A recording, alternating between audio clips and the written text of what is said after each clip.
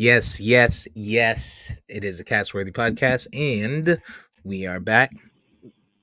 I'm Big Steve, aka Last of a Dying Breed, on the X Machine, formerly known as the Twitter Machine, Eli's Playground or Elon's Playground. Uh, Joined by VP and EJ today. Uh, EJ is in the streets, as we can see if you're watching the video. Looks like he's about to set it off somewhere. It's Sunday, February 25th, and it is the first weekend without sports so far. I guess you guys can count those two basketball games we got last night, but they were trash. So, first weekend without sports. Hopefully, today, it looks like there's some good games on the docket today. So, how are you guys holding up? How's your week been?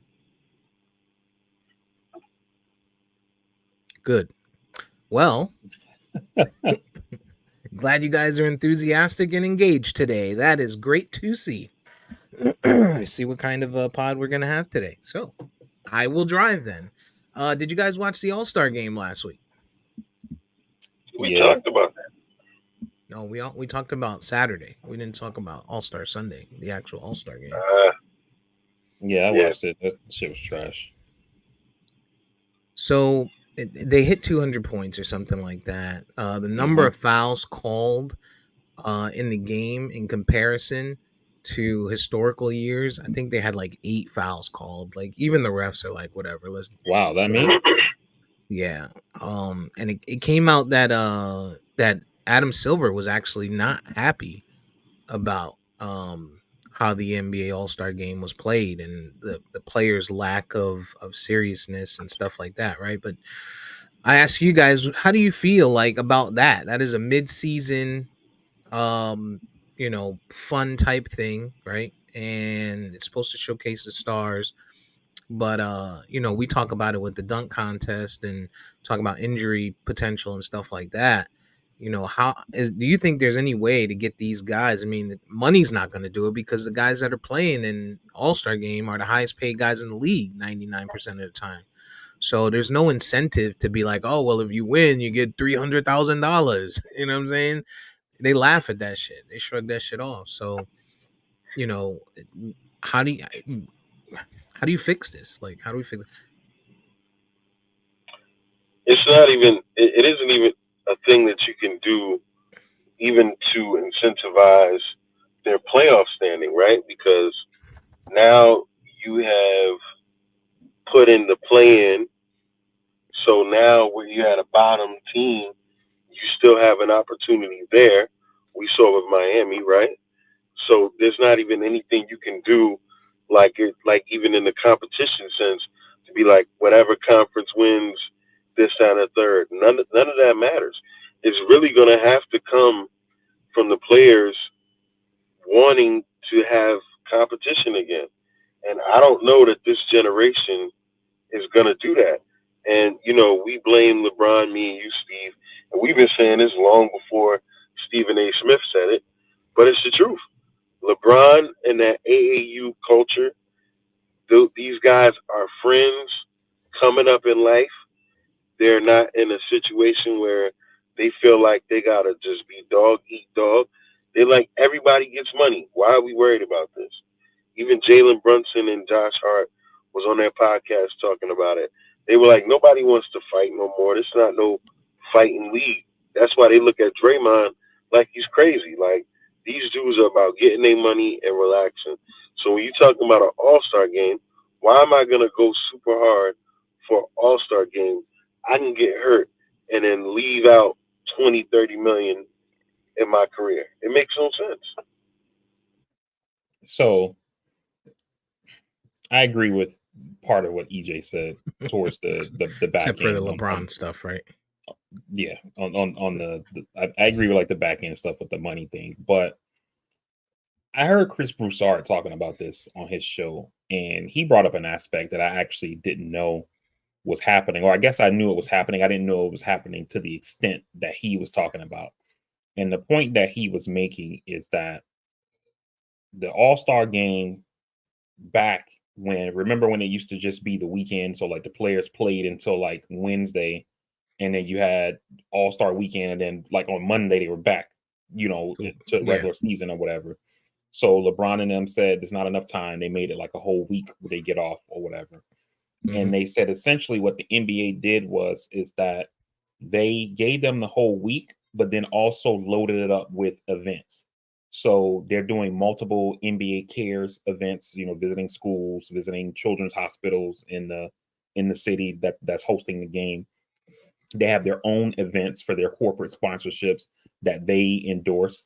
They're throwing parties. LeBron got a party, Steph throwing a party, KD got his own party, and all this kind of stuff. And he's like, by the time you get to Sunday night for the All-Star game, because they started at 8:30 at night instead of like at 6, like the Super Bowl is or whatever, they even have stuff that could potentially be going on like Sunday morning or whatever. And his Right. point was that the players are essentially drained by the time they get there. And they're like, yeah, I'm not playing defense. I'm tired. You know what I'm saying? And so the point that he was making is that, yes, the play is bad, no doubt, or whatever. And that's on the players. But also that maybe cutting back on some of the events could also help with like the players, like energy, essentially, to make them want to actually play. So I'll, go ahead. here's a quick thing I got to respond on that. Players being out and players partying and everything like that, that has never been a new thing. We've seen Jordan, we've seen Rodman. We've got historical context to these guys, and this is Chris Broussard. I'm not going at you, VP, but I think he's full of shit because he wants to protect his Ohio guy, LeBron. We've seen players since the '70s. I mean, even every sport, run down the line. Joe Namath getting drunk before the Super Bowl. Guys playing high. LT playing high. Michael Irvin playing high. These guys going out. Allegedly. Jordan, yeah, right. Jordan going out. Rodman being on a binger, coming in and playing, and all this stuff. Jordan with the And it's flu. like, yeah, I mean, it's like all of that has always been present. Guys have always done that. But when you're talking about the spirit of competition, the last competitive All Star game we saw was 2003, and most of those guys were playing hard because they knew it was Jordan's last, and it was special. And then before that, you had the '98 one, where you saw guys actually playing defense, actually balling. It was reflective of the league. So what we see in the All Star game, in my opinion, is reflective of the league we see today. Lack of defense, lack of tenacity, That's true. lack of that dog mentality. These Dumb these guys shots. show it week in and week out. It ain't nothing Yeah. different. So I don't think that you're necessarily wrong in what you're saying about the whole like dog mentality or whatever. And I don't even think Chris Broussard would agree with you because he essentially made that same point. But he was saying that it's not just the fact that the guys don't care and there's no incentive because you can't incentivize a player with money by saying, okay, for the All-Star game we're going to give you $500,000 to a guy who makes $60 million a year. You know what I mean? Right. But his point was simply that there's also other things happening and not just the parties or whatever. They have their parties, which they've always done, as you just alluded to. But he's saying that the NBA is also loading them up with stuff to do for the NBA. The team is loading them up with stuff to do for the team. And then their corporate sponsorships, whether it's LeBron and Nike and Sprite and Blaze Pizza and whoever, they're also loading them up. So it's like you get to New Orleans or wherever the game is at, and on Monday, you wake up and you got to go to a Nike event. You leave the Nike event, you go to a children's hospital. You leave the children's hospital, you go to a cancer center. You leave the cancer center, you go to a Sprite event. You leave Sprite event, you go to a Blaze event. Then that night, Steph's having a party. You get home at 3 a.m. And then on Tuesday, you wake up and repeat with just different names. And then by the time you get to Sunday, it's like, yeah, I'm over this shit. So And what you're I saying think, is they got to get up and go to work every day, like an everyday person. hey, Wow, imagine that. But they do that. This is what I'm saying, and again, I'm not combating you, obviously, because this is Chris Broussard, but I think he's full of shit. They do this year in, year out. They have these endorsements. They have all of this stuff throughout the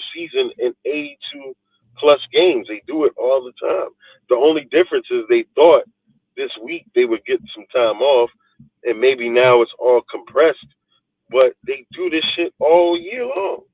Right, but that's I think that's the thing though, is that not that they do it all year long, is that it's compressed or whatever. Where in one week you might, do 3 events, where in All Star Week you're doing like 3 events a day. All right, let me hop in here. These niggas during a regular week practice almost every day for hours at a time. Sometimes they'll practice before a game, right? A lot of them, oh, I get to the gym at 7 a.m. I don't want to hear that going to a children's hospital and exerting no energy except for smiling is making you too tired to play in the All-Star game. Now, I don't think the expectation is for them to go out there and play hard like it's a real game, but we don't even see the oops anymore. Like we were seeing for years where at least we saw the high flying oops, and then maybe in the fourth quarter they would start to play defense and shit like that. Like that's what I'd like for it to get back to. I don't think you'll ever get to a point where you could tell these guys, yo, go out there and put it all on the line, on a one night game that doesn't really mean anything because you have the injury factor. Maybe the NBA needs to do something like the MLB and say no matter what seeding you have, the NFL, the NBA finals, home court goes to the winner of the All-Star game, whether it's Absolutely not. Eastern Conference or Western Conference. Absolutely not. But I mean, I don't know how you fix that. I 100% disagree with that, with the All Star the seeding thing that you said, and I hate it for baseball. Like, imagine if to EJ's point, right? He talked about the play-in and how you had the Heat team that was on play-in team last year that made the finals. Now, obviously, Bam was an All-Star, but let's assume that he wasn't, right? And now my seeding is based on what LeBron and Steph Curry did in the All-Star game. Like, that's bullshit. Hell Nope, no. not Like, seeding, not seeding, not just the seeding, but finals. on home court. I mean, but no, Hey, I don't. look, I don't like that get at out there, all. get out there and play then. But But Get out there and play. again, you now take away the importance of the season. They've already they've already screwed the league to some degree because of a team like a Miami, right? So if I'm in the Eastern Conference last year, and now you've added this playing stuff, and now this team that wasn't even supposed to be in the playoffs has now made it to the finals. Number one, now you're telling me that if I just play in an All Star game, who cares what I do for 82 games? I'm busting my ass. No matter what these guys do, my home court advantage is gone. So what's right, the incentive of me playing hard all year? If anything, I'm gonna just wait, sneak my way into the playoffs, and then just do whatever. Well, because right, if because home court advantage is that important, then you still want it for those other rounds. You still want it for the rounds leading to the finals. What I'm saying is just the finals specifically, it be determined that way, or maybe you do the first round with the exception of maybe the first seed and second seed or something like that. I don't know, but like again, we don't get paid for that. That's way above our pay grade, but it's thinking outside the box to make these guys want to try and perform and put on a show. And it's not for us who are sitting at home watching. It's for the people that are paying 3, 4, 5, 6, $8,000 for a ticket to an All-Star game for Luca and Joker to run back and forth up and down the court, passing the ball back and forth to each other, and then putting a layup up uncontested. Like that's not what I'm paying $6,000 for as a fan. I'm sorry. no, Like I Adam agree. Silver has to take that into consideration. I agree, but I mean, one of the things I think they can do is, like if you want to say think outside the box, is get rid of the 3-pointer for the All Star game, because that's one thing that we're seeing is part of the It's problem true. is that they're Damian jacking up Lillard and crazy amounts of threes from all over the place or whatever. So you could do that. Maybe also like mix it up where instead of just instead of having the rookie game and then the All-Star game, maybe the rookies that qualify for that would qualify for the rookie game, you like mix them into the All-Star team, and those guys are going to go out there and try to be dogs or whatever. And then I think that the other thing too is that this is not All-Star specific, but this is for the league because they have some accountability on this front too. Because now the league has made it to where you have to be voted first team All NBA to qualify for Supermax deals. Then they also have the thing where if you miss a certain amount of games throughout the season, then you don't qualify for MVP. postseason awards like MVP, etc. Right? And so now that incentivizes players, like EJ said, to say, I'm not going out here to get hurt because if I go hard in this All-Star game and I blow a tire and have to miss 6 games, I've already missed 4 games before the All-Star game, and who knows what's going to happen post All-Star game. I'm not going to get MVP consideration. I'm not going to get first team all NBA consideration. And that first team all, even though I know the MVP is a shot in the dark, but first team all NBA, i.e., C. Klay Thompson, could cost me $40 million. You know what I mean? And so I'm not going to go out here and ball out in this game. Yeah, I mean, you also have the play-in tournaments. Like the NBA is just making it to the point where you can't tell me that the All-Star game having some type of impact on playoffs is like should be something that's completely out of the picture when they're talking about a mid-season tournament potentially landing a team a playoff spot. Meaning all I have to do is win in September and then I ain't got to do shit the rest of the year and I'm getting into the tournament. That to me is trash, right? So you can't tell me that the All-Star game halfway through having some type of impact should be off the table when you're considering that. Listen, I hear y'all, right? And at the end of the day, everything you're talking about, it goes back to the player's will to be great. This league has become a participation trophy fucking league. You're getting an in-season tournament champion, the this champion, everything else but the fucking king of the league. Who's gonna win in the finals, right? We're talking about giving them incentives to play amongst the best in their league for bragging rights, where in the 90s, these guys were trying to kill each other just because. It all goes back to the will of the players and what they feel and what they say. And hey, in my book, and I've been on record to say it as VP as, hey, don't kill yourself. Get your money. Fuck the league. But it comes at a price. And the price is these guys' determination and will to want to be competitors. And that's why the NFL is always going to remain king because they only got 16 games. They don't have 82 games. Everybody's contract's not guaranteed. It's not incentivized. And football is a sport also where if you don't bring your A game, you're literally going to get hurt. You can't cruise.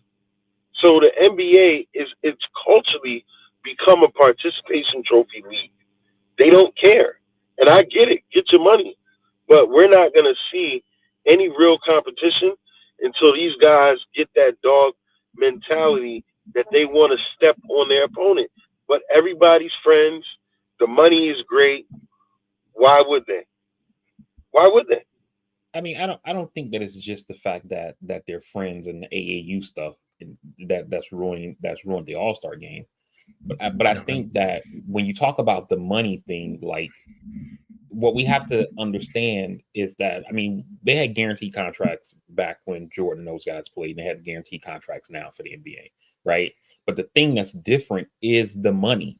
You know what I'm saying? Like you think about when we see those things on IG that talk about like, oh, over Jordan's whole career, he made $37 million or whatever it was, like in just NBA money. You know what I mean? Klay Thompson lost Jordan's whole career salary by simply not being First um team. First team. first team all NBA. You know what I mean? And so for these guys, I can see them saying, yo, I'm not going out here to go crazy and get hurt And now, we're talking about tens of millions of dollars that are on the line that I could throw away for this one game. So VP is saying that the players are paid too much. That's basically what he's and saying. and and I said that too. I said that too in the sense that this is a participation trophy league. The money is higher, right? But also think about this: in the '90s, everybody wasn't getting money. You got guys now in the league like a Tyler Hero, a Josh Hart, whoever. Thanasis. They're getting money for just being there. Everybody in the league. Remember that off season we were talking, like I think it was last year. These guys were getting like the dude Collins that went to Utah, wherever he's at, $20 million, and he barely averaged 20 points a game. And so to VP's point, everybody's making a lot of money, but everybody's getting it. Whereas in the '90s, you had to really scrap to be one of those guys because your money was going to come from your sneaker deal, from this, from that. It wasn't going to come from your contract. So in order to be one of the most favorite guys, you had to stand out. The problem today, everybody celebrated. It's a participation trophy league. No one cares. Yeah.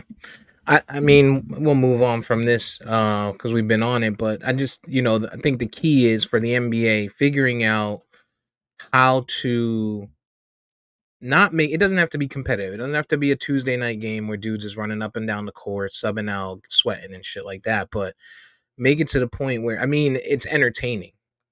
Again, before you saw the dunks, you saw the alley oops. That's entertaining. It's not entertaining for me to see Damian Lillard come up the court and shoot from half court 4 or 5 times in a row. That's not entertaining to me. Or as a fan, if I'm sitting and I've paid good money to be live, I'm not here to see Dame Lillard run up half court and shoot it from the logo, and then he misses, and now Trae Young is doing it on the other side. Paul, and I know they're on the same team, but you get what I'm saying. You get the original sentiment. That's all I'm saying. Like, they got to figure something out, and I think Adam Silver coming out and saying, hey, he was unhappy with the All-Star game is a first step thing, because he's a very action oriented person, and it's contract year for him, so better get it right.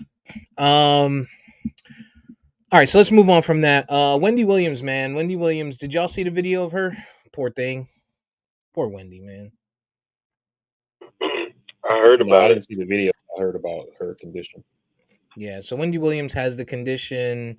For those who are unfamiliar, it's very similar to what Tom, not Tom, what's this nigga's name? Yippee Kaye motherfucker, that dude. What's his name? Oh, Bruce Willis. Bruce Willis. The shit he got. Very similar to what he has. Aphasia, frontotemporal dementia, which it's starting to eat away at her memory, and then eventually its potential to impact her speech or ability to speak and things like that.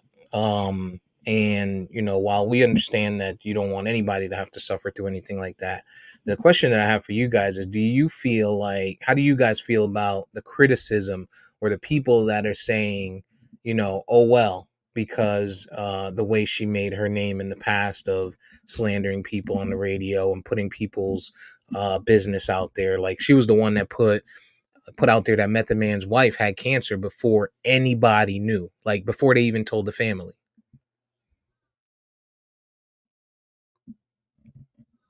Nothing. Good. All right. What have you guys been watching on television then? I thought EJ was gonna go first. No, I mean, it's just the kind of it's the society that we live in today. With the especially the fact with social media. Social media allows you to remain anonymous for the most part, and so people can go on there and I guess I don't even know if they're being themselves, but maybe being like an exaggerated version of themselves, and just hate posts or whatever. So I mean, you could go on Twitter, Facebook, IG, whatever, and just post like "Good morning," and back when they had the dislike button, you're gonna get like 5 dislikes at least, you know, and or maybe a comment where somebody's like, what's so good about it or whatever, you know what I mean? Um, so I think that kind of stuff just comes with the territory, and especially for somebody who is a celebrity and one of some notoriety for that matter. But I'm sorry that that's happening to her. But it's just such as life, man. Things happen for whatever reason. I think EJ's frozen. I would like to have heard. He'll be right back. There you go, EJ. I wanted to hear your take on it because while Wendy Williams has gotten very popular, right? And I think a lot of people in the South and VP and those know her for her TV show. Prior to social media being so big, when she was on the radio back in the 80s and 90s, that was probably not broadcast to the world the way she was putting people on blast. So, someone who's from that area, from the Northeast, that would have heard her on BLS and the other stations, to know how she used to put people on blast, it might make more sense as to why, people are slandering her this way. Yeah, I don't want to bring that energy to myself, and I apologize if I'm loud because obviously I'm in the car. But this About to is a kick in person, somebody's door. man. Huh? So you about to kick in somebody's door? Like a Absolutely, hardened criminal. absolutely. I don't want to put that kind of karma on myself, but people like her, Star and Buck Wild, these Mm, people when they it's were another on the one. radio, they were vicious, man. I mean, anything tragic you can think of that happened to a celebrity, these people had the most vile things to say. I mean, they had no limits. When you were talking about people dying, people's situations, these people, Wendy Williams, your Star and Buck Wilds, they were nasty, man. And I remember it. I remember listening to it. I remember the things she was saying. I remember the people calling up to the radio saying they're gonna do this to her and do that. And so I totally see it's messed up, it's foul, but I totally see where these people can feel like, hey, and I mean, you might not believe in karma, you might not believe in the universe or bad deeds, but they say, you get from life what you put out, and boy, I mean, she was one of them people. She was bad, bro. She was bad. Yeah, I get what you're saying, and I'm not familiar with her radio days. The New York stuff that you mentioned. I am a little bit familiar with Star and Buck Wild. When I was in the military, their show was syndicated on one of the stations where I was stationed in South Carolina. So I used to listen to it every now and then. Mm. Um, but to that point, right? Like I get like people saying like, karma's a bitch and all that kind of stuff like that for somebody that was, kind of that was nasty, on their show or the radio or whatever, right? But like, what does that say about us? You know what I mean? They're putting that content out there because people are listening to it, you know, and so Right. it's not like We they're love that putting it shit. out there. Right. It's not like they put it out there and then people changed the station, the ratings went down, they just kept doing it even though nobody was trying to hear it. You know what I mean? Hmm. Like people are tuning in, companies are selling ads on the commercial breaks and things like that. So I think it's kind of hypocritical for us, not meaning you guys, but like people in general, Humans. to feel like oh, it sucks that they're doing this to her, and then at the same time it's like, oh, she was nasty back in the day, and it's like, well, yeah, I mean, we as a society wanted the nastiness.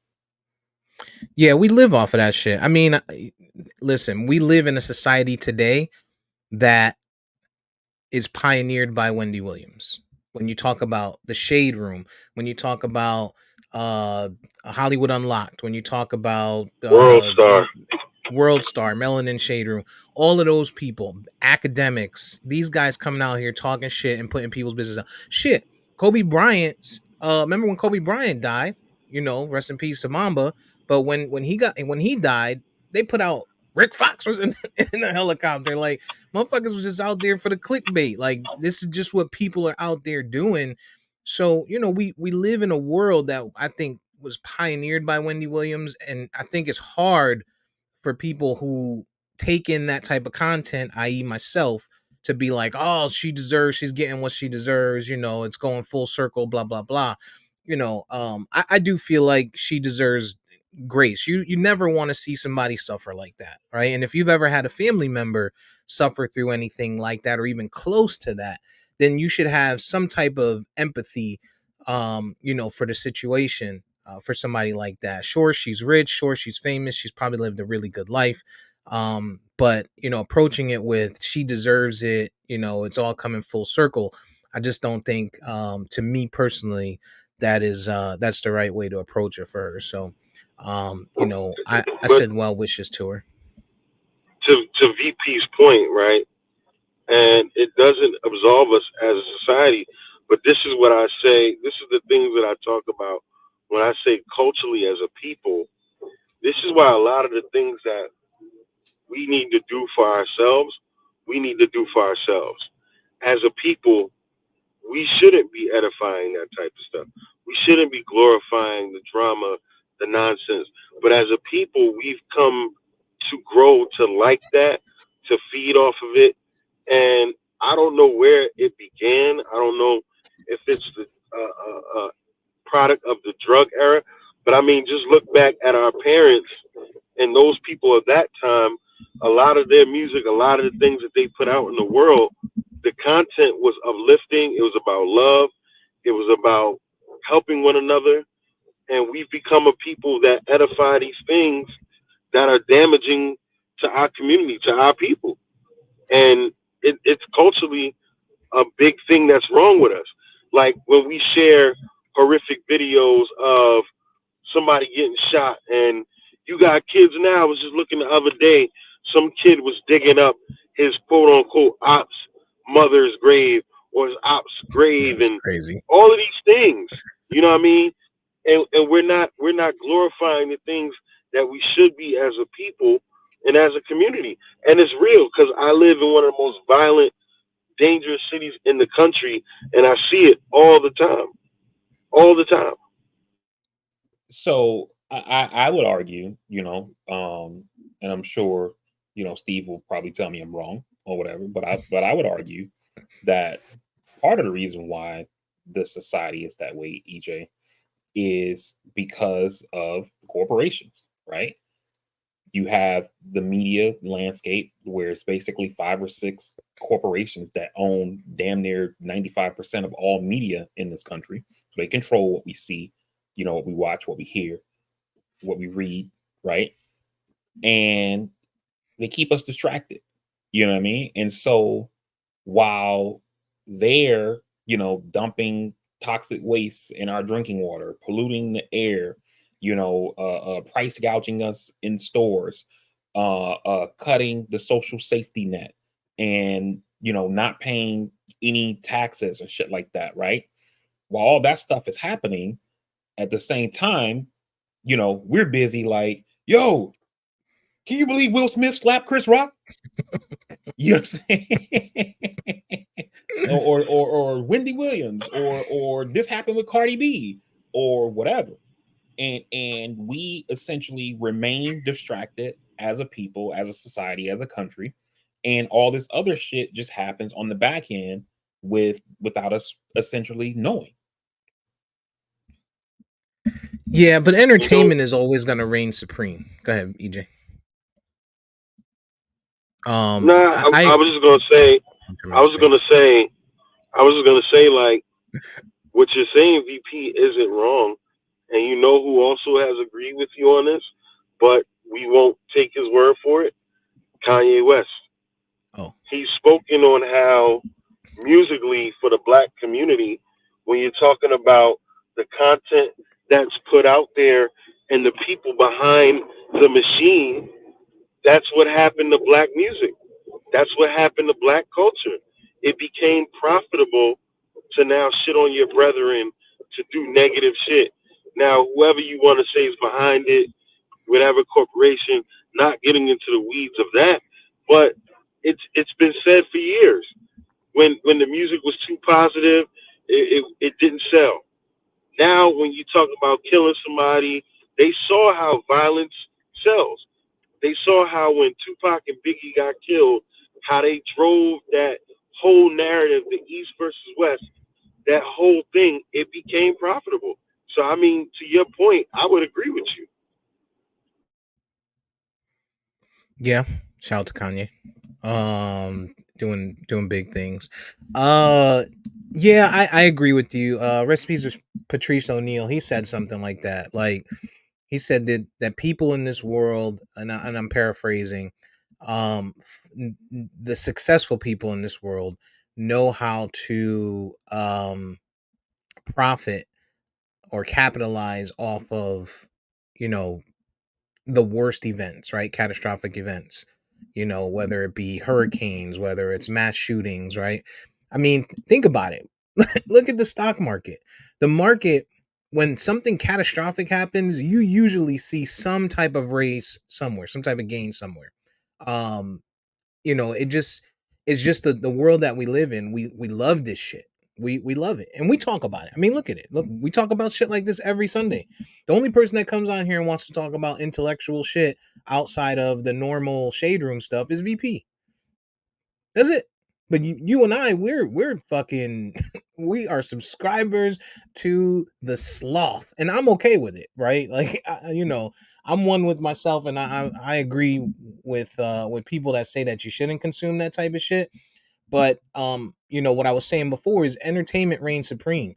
Like, people do stuff for entertainment, or live to see entertainment, right? That's why TV is so big. That's why movies are so big. That's why we pay so much to go see people play basketball. We go to concerts, we go to comedy shows, because we need to get our mind off of some of that serious shit. And it's just that the entertainment has gone into a place of highlighting negativity, is where I think there's a little bit of room for opportunity, especially in our community. Nah, I think you're right, and I'm not absolved of that shit. Probably spend too much time looking at some bullshit as well. So it's not like I'm the only one, pure Oh, in this what conversation or bullshit you whatever. be looking at?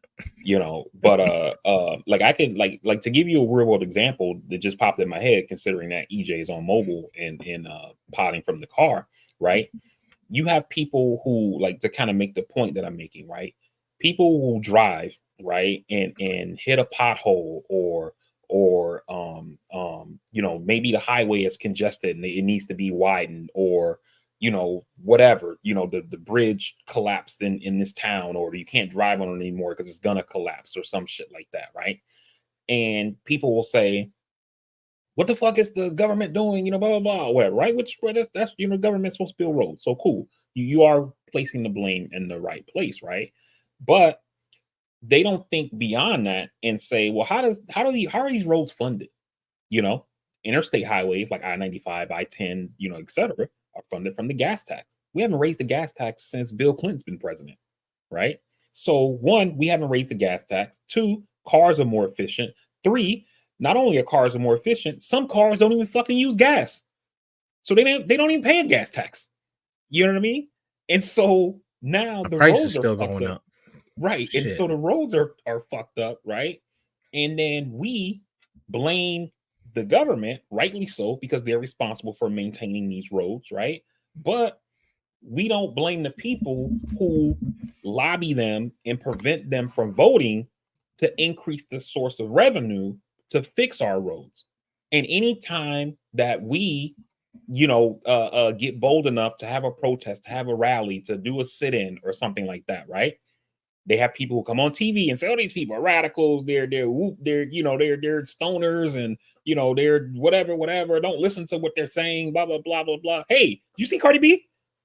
Yeah, and so that's kind of the point that I'm making. Yo, you gonna stop hating on Cardi? That's my Yeah, I mean, going back to the cultural sense of things again. To VP's point, kind of to VP's point, um, we had a generation, we had generations before us, and just our parents. Look back to our parents. These are the people, right? And I say this all the time. Might sound like a broken record, but these are the people that when they were growing up in Miami, in the Bronx, like where our parents are from, and a white person called them nigger, it was some fighting shit that's gonna go down because they lived through the pain and the hurt of what that means. We are the people, however, that we let a guy, Sean Carter, who's a half a billionaire, say, nah, the N word don't mean nothing. We took the power back.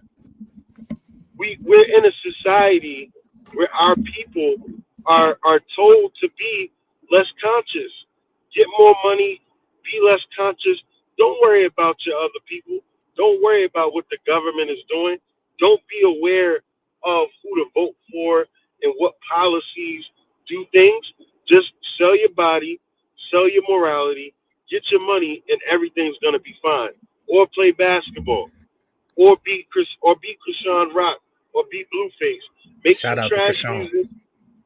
Make some trash music. Kill your ops. Videotape it. You'll be fine.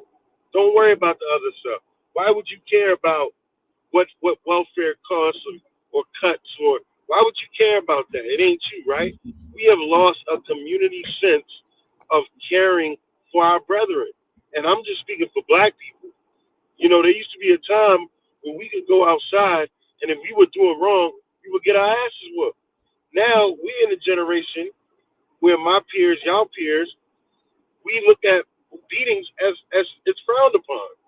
Like, okay, nobody's saying abuse your kid, but when do we discipline these kids?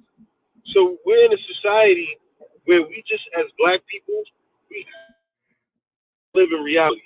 We doing all these different things in the name of the dollar, but we need about us, what's going to help us, what we need to do. And to VP's point, we couldn't vote at one point. Now you got people saying, well, I don't want to vote because it ain't going to matter. We lost. Well, you already dressed for it, so why don't you go set it off then? Go start the march. I'm Um, about to Lorenz take this bitch.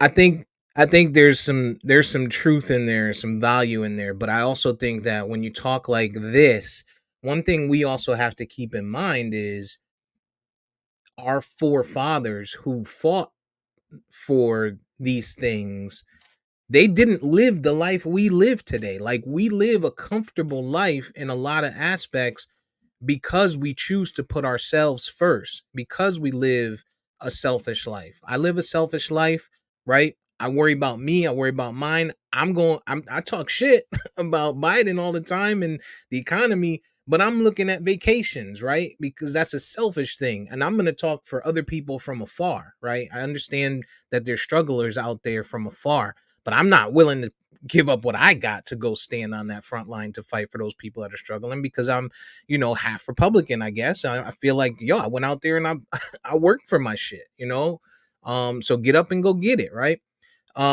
So I think so my point is people are not out there fighting this good fight. People are going and getting these OnlyFans pages. People are putting out these crazy videos on Instagram to get that money because that's the way they know and they want to be comfortable. And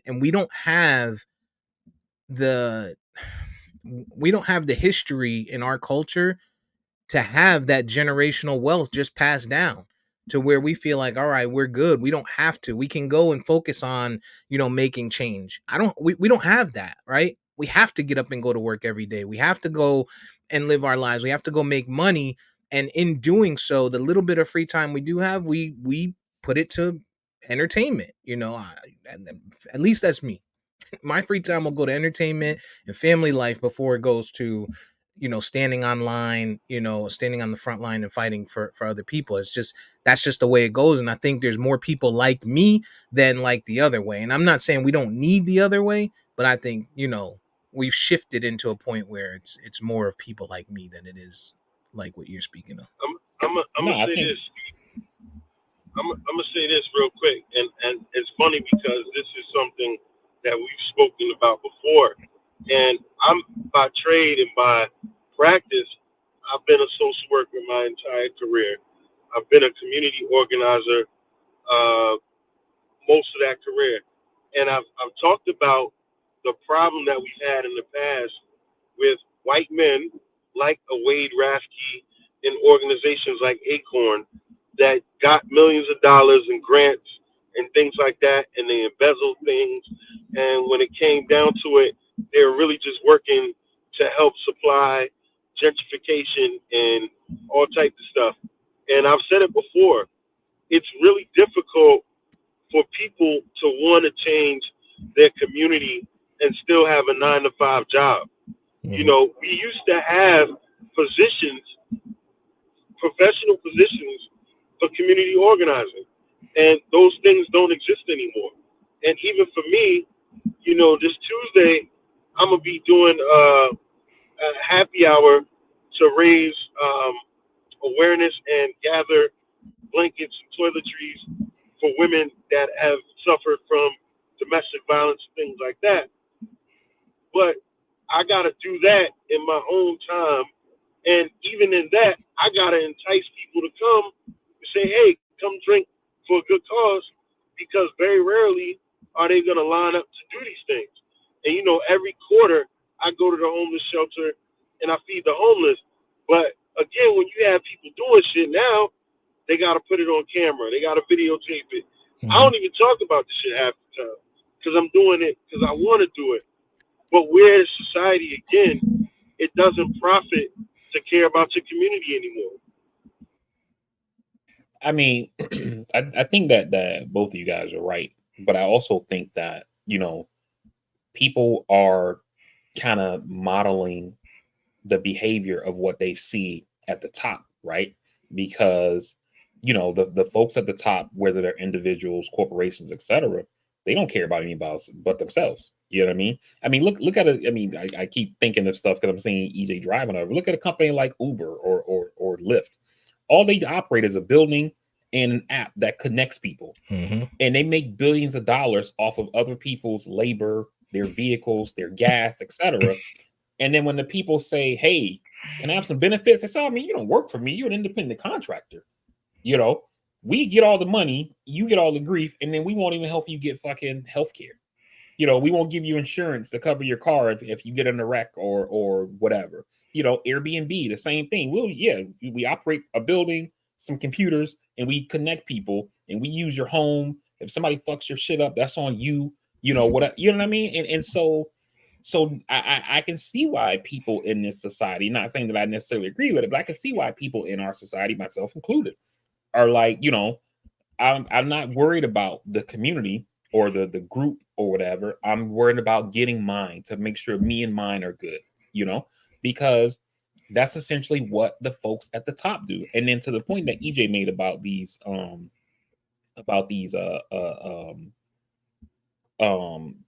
community organizing groups like Acorn, etc., right?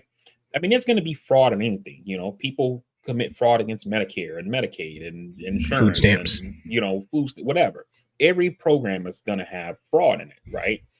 But what we've also seen is that people at the top, they use those small examples of fraud, right? And I know we could be talking about millions of dollars, but when you think about how much money that the government doles out in aid for people who are down bad, we're talking about, this one guy may have embezzled $15 million or whatever the number was, but that's $15 million from a program that's probably, $60 billion. You know what I mean? So we're talking about a drop in an ocean. You know what I mean? And I'm not saying that nothing should be done about it, but what we've seen is people at the top use those examples to say, hey, this person embezzled money from Acorn, and they don't say, let's put better controls to make sure fraud isn't happening. They say, let's get rid of the program. And then now No, those people you're using right. those programs that were down bad, they go from getting damn near anything to getting nothing. You're right. You're absolutely right, and that was my point in bringing it up. But and I take it personally because I met the guy, I've talked to the guy, and while we can blame the government officials, I blame people like him even more because you knew what climate you were operating in. You knew that you were facing a machine like the Republican Party that anytime, oh, we gotta cut it. So you knew you were facing that, and you took advantage of people. You know what I mean? And it goes back to the people's nature. Like you were in charge of something to help the people, and you decided to help yourself. And you're absolutely right, VP. And that was part of my point. Like there's a lack of community organizing jobs systemically because we have people in government positions that say, "Why are we doing that? My constituents in Montana don't need that. Why are we doing that? I don't understand." And it affects us all. So it's like people at those positions that have those things in their hands representing other people, they got to be on point. And because of that, black men in our community could be very great at helping the community. I've talked about it before. The people that get released from jail, I've worked with brothers that have done time. They're doing programs now. They're getting money now. They're doing things to help the damage that they've done. And you'll hear them talk about it. When one of their brothers that got released and got a reduced sentence from once having a life sentence, anytime one of them does something wrong, they're like, damn, this gonna fuck us all up. But we gotta be as a people, we gotta be responsible for that. We gotta know that any chance that they can get, the other side is gonna take it from us. We gotta do better. And Steve, let me make one more point before you, if you were planning to transition out of this, but kind of to the point that I'm making about the rich and powerful corporations, etc. I was literally reading an article on Friday from Market Watch that was talking about the budget deficit that we have in the federal government, and the article was making excuse me, the article was making the point that the federal budget deficit is so high and the national debt is so high that the government is going to have to come up with more sources of revenue. And the point that the writer was making is, where's there an untapped source of revenue? And they were saying the government may need to start taxing people's 401k before they even start taking the money. And I read it like, are you fucking shitting me? Right?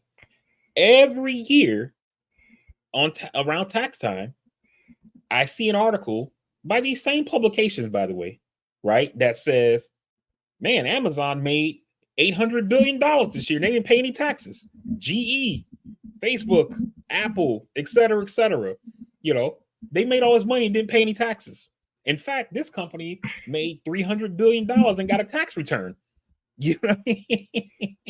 But the article, right, that's published in a publication, Market Watch, that's owned by some corporate media company that benefits from this bullshit, right, wrote an article and said, hey, you guy that worked 40 years and was able to scrimp and save $367,000, we got to tax your shit early to make sure, that the rest of us can get taken care of.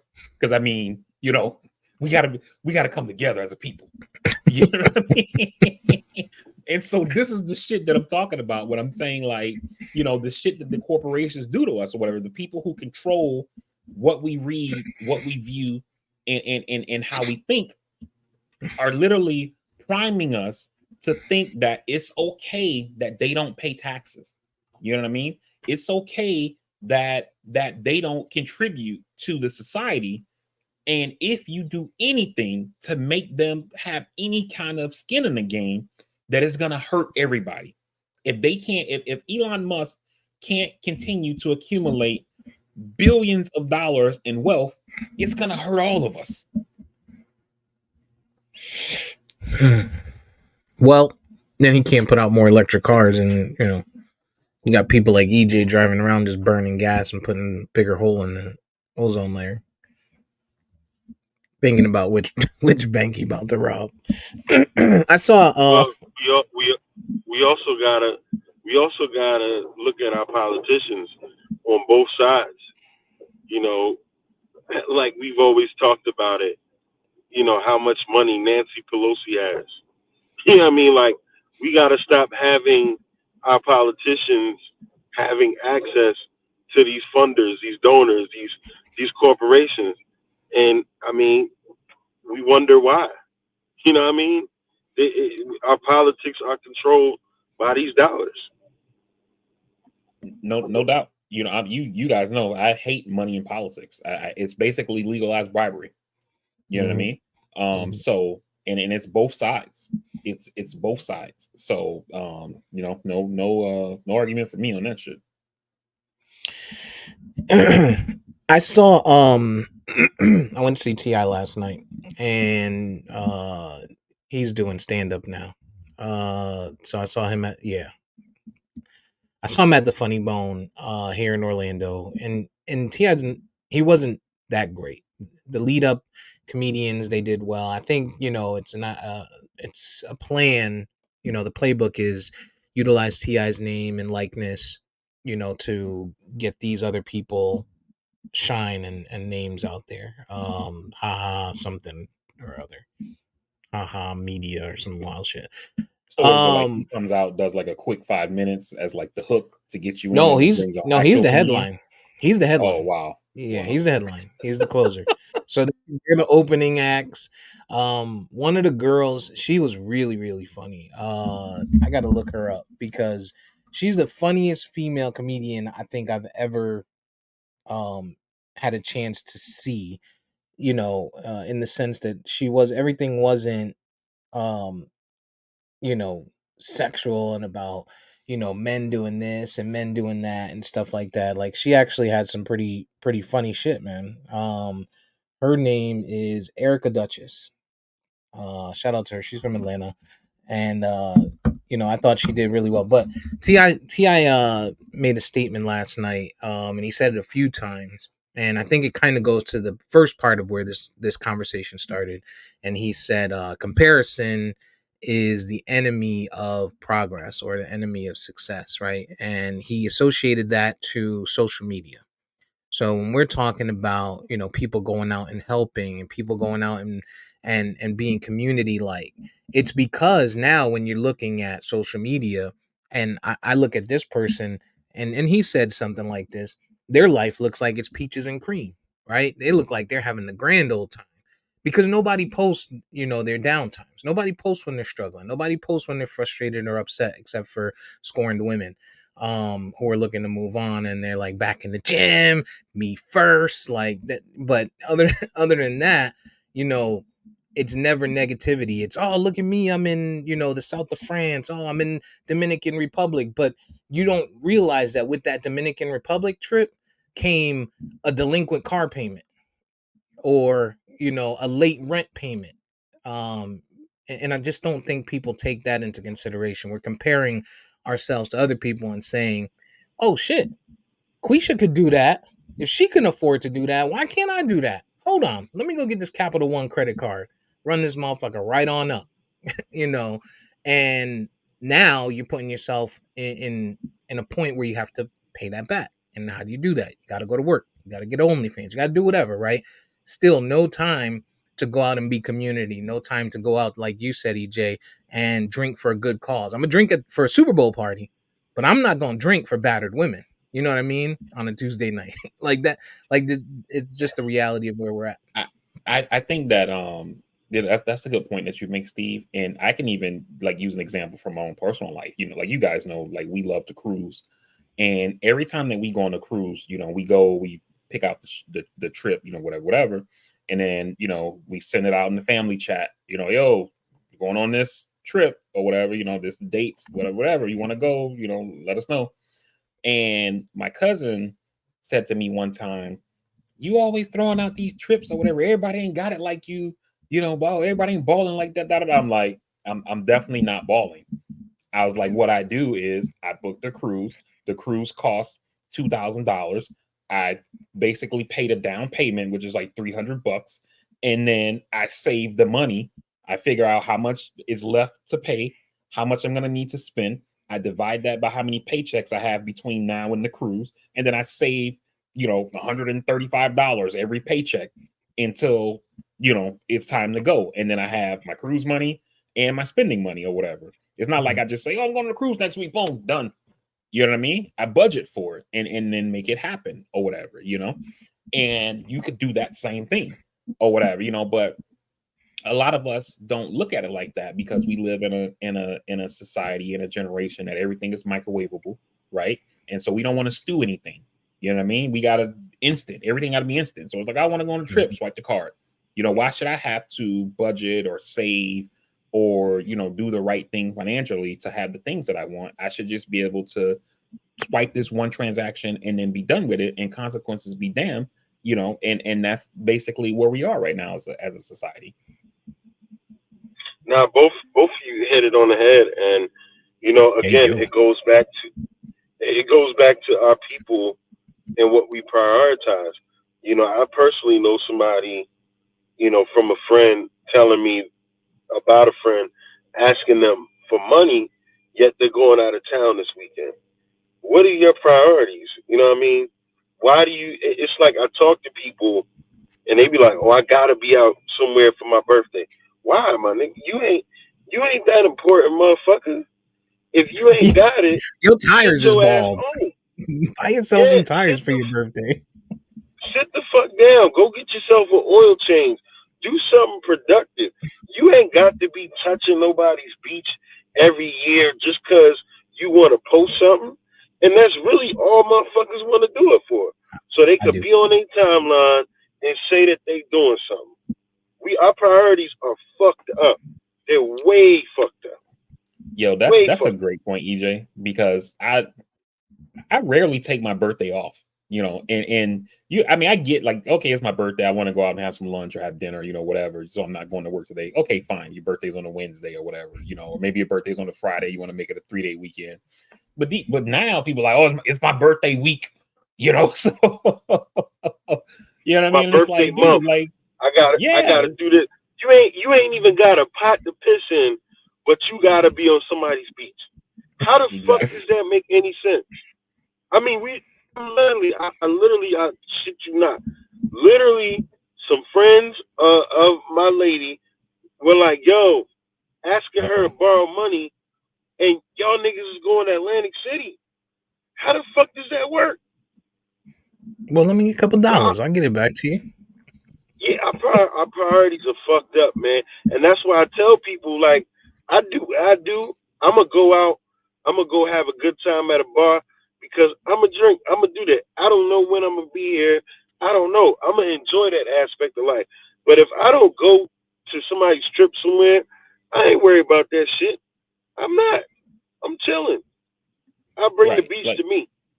Right. Like I get it, like for special occasions and stuff like that. Like when my brother turned 40, his wife wanted to do like a trip to the Bahamas and stuff like that since it was his 40th, like I get like those milestone birthdays, trying to, like do it big kind of thing, you know what I mean? But like this is for most people, this is an every year occurrence, you know what I mean? Like I just turned 23, so now y'all just not Sagittarius. Well, EJ, you are a Sagittarius, so you should understand it.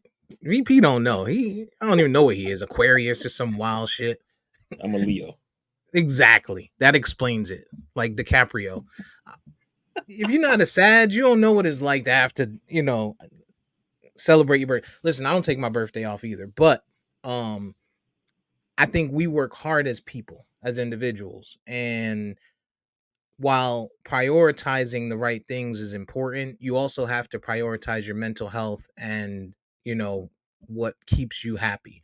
And if going somewhere annually makes you happy, then you should do it, right? I just like last year I saw 50 Cent, and then I went to see Chappelle, and then we just saw Drake, and then last night we saw T.I. And people are constantly like, "Oh, you're just throwing money away. You go see these." That's what keeps me happy. That's what keeps us happy, me and mine. Because if we not happy and we don't go to those shows, but Steve, I agree with what that's you're saying. reasonable. The problem is, but to your point, Steve, if a motherfucker ain't got no money, How are That's you getting different. on a trip every year when that's going to impact your happiness? Because now you coming back, girl. I came back. My car got a About boot to on lose it. this house, The girl. rent late. What the fuck are you doing? That's way different than going to a concert or a comedy show. These niggas is tripping. Like I know a girl. She worked 80 hours a week. Her boyfriend don't have a job, but you going out the country, so you gonna kill yourself for 80 hours supporting this motherfucker, but y'all going out the country just to Must do be what? nice. To get to the resort to be like, oh, it's my birthday. Nigga, you could have went to any bar around here and told people it's your birthday to go buy you shots too. It don't fucking matter. It don't make no Right. sense. And the thing too, like I get what you're saying, Steve. Like, this is what I do to recharge my batteries. This is what I do to enjoy, the fruits of my labor, et cetera, right? But the problem is too, is that these people, a lot of times they're not doing this stuff to recharge the batteries, enjoy fruits of labor, et cetera. They're doing it for status, stunting for the Mm. gram. Look at me. When we go on our cruises, like people who be in our group is like, oh, let me go ahead and sign up for the internet package. I'm like, for what? We're on vacation. What the fuck you need internet for? You know what I mean? Gotta When I post, go, no, gotta when that post when these that boat, selfies, when that man. horn goes and that ship starts moving, me and my family put our phone on airplane mode. What do y'all see every cruise? I post in the chat, yo, we're taking off. Holla at y'all in 7 days. And my phone goes on airplane mode, and the only time it comes out is I'm either checking the time or taking a picture. You know what I mean? And then when I get back, I take it off of airplane mode. It's like, damn, there's 800 messages in the chat or whatever, because I'm on vacation. I'm trying to enjoy myself. But everybody else is like, oh, let me take this picture. I got to post a picture I just took. Oh, look at what so and so said. Blah blah blah. Like, oh, life's a beach. Vari Look at Vari me. comes Feet back up. to It's bullshit. Vari comes back to Matt Democrat slander. I need Niggas it. be getting Listen, off. Fuck Joe Biden on the daily. we did it, Joe.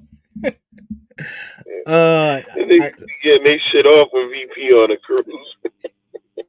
I saw Ti last night. And he's not a good comedian. Let's just say that. Ti has transitioned to comedy. His delivery is not there. I would have appreciated if he had done a song or something. Like, he didn't even come out to his own song. He didn't even end to his own song. Like, give me a couple lyrics, give me a couple bars.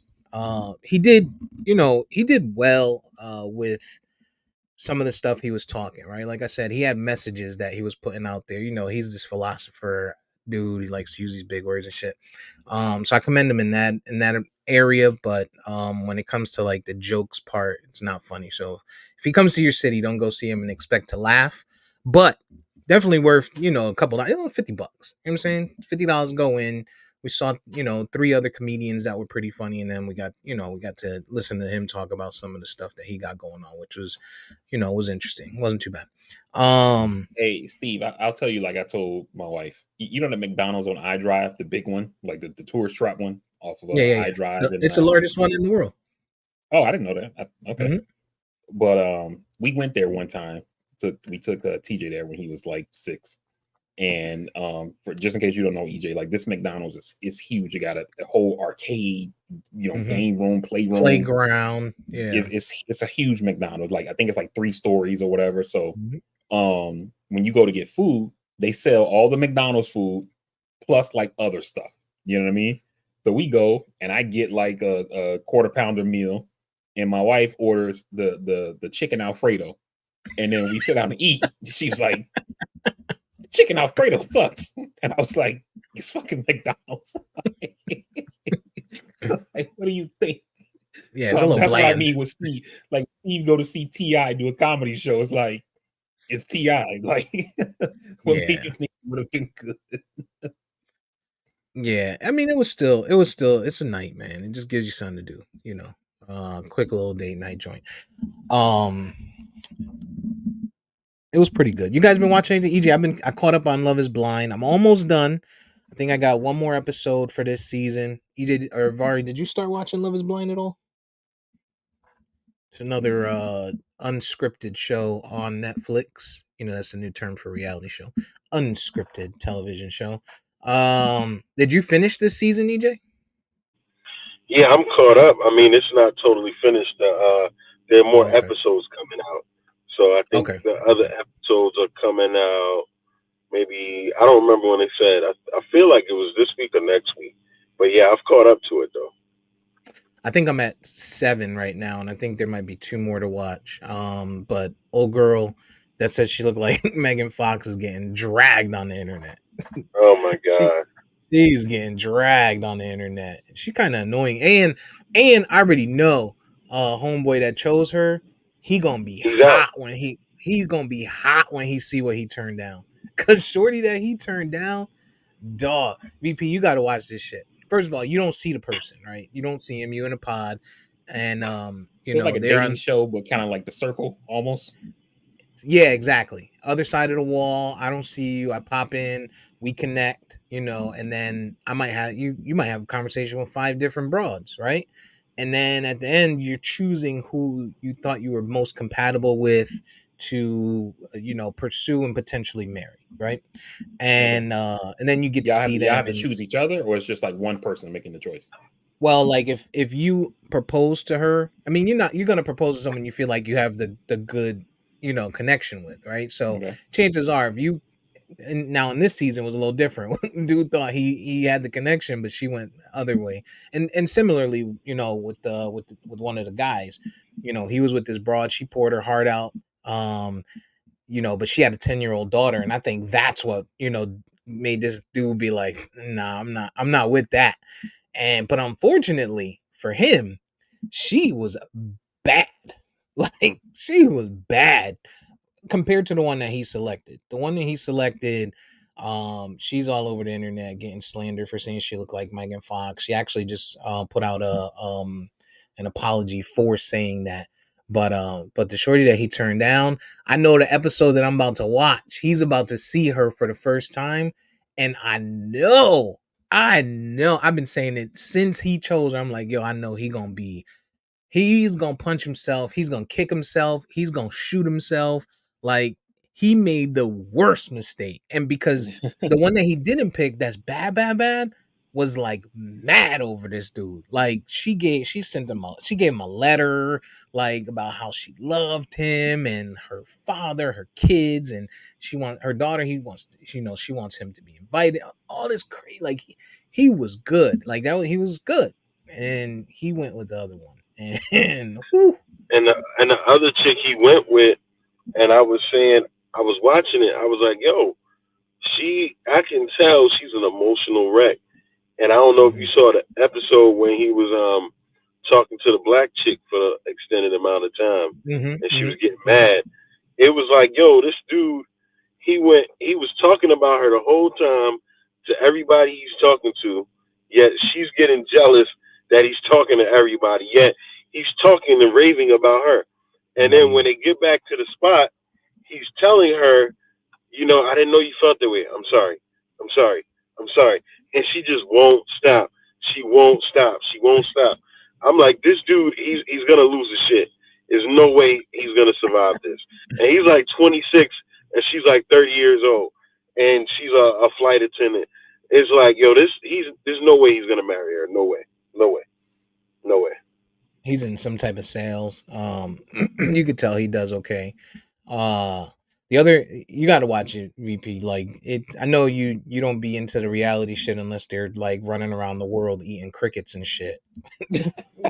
but but but this shit is actually pretty good. It took me a minute. Like I haven't seen any of the other seasons. And so I just started this one. I'm gonna go back and watch the other 5 now because it's a dope concept. Um, so Last season was good too. yeah, and then I don't know how I feel about the black couple, AD and the other dude. I forget his name. The dude, he reminds me of Bill Bellamy. Uh, it Yo, it almost he seems when like you he's watch, faking. yeah, he's an All American track former track star.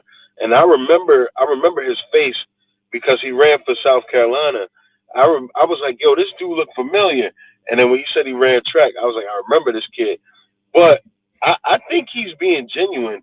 When you see the later episodes, I think he's being genuine, but I don't think he realizes how fucked up he really is. So it's going to be interesting when AD meets his mom and his sister.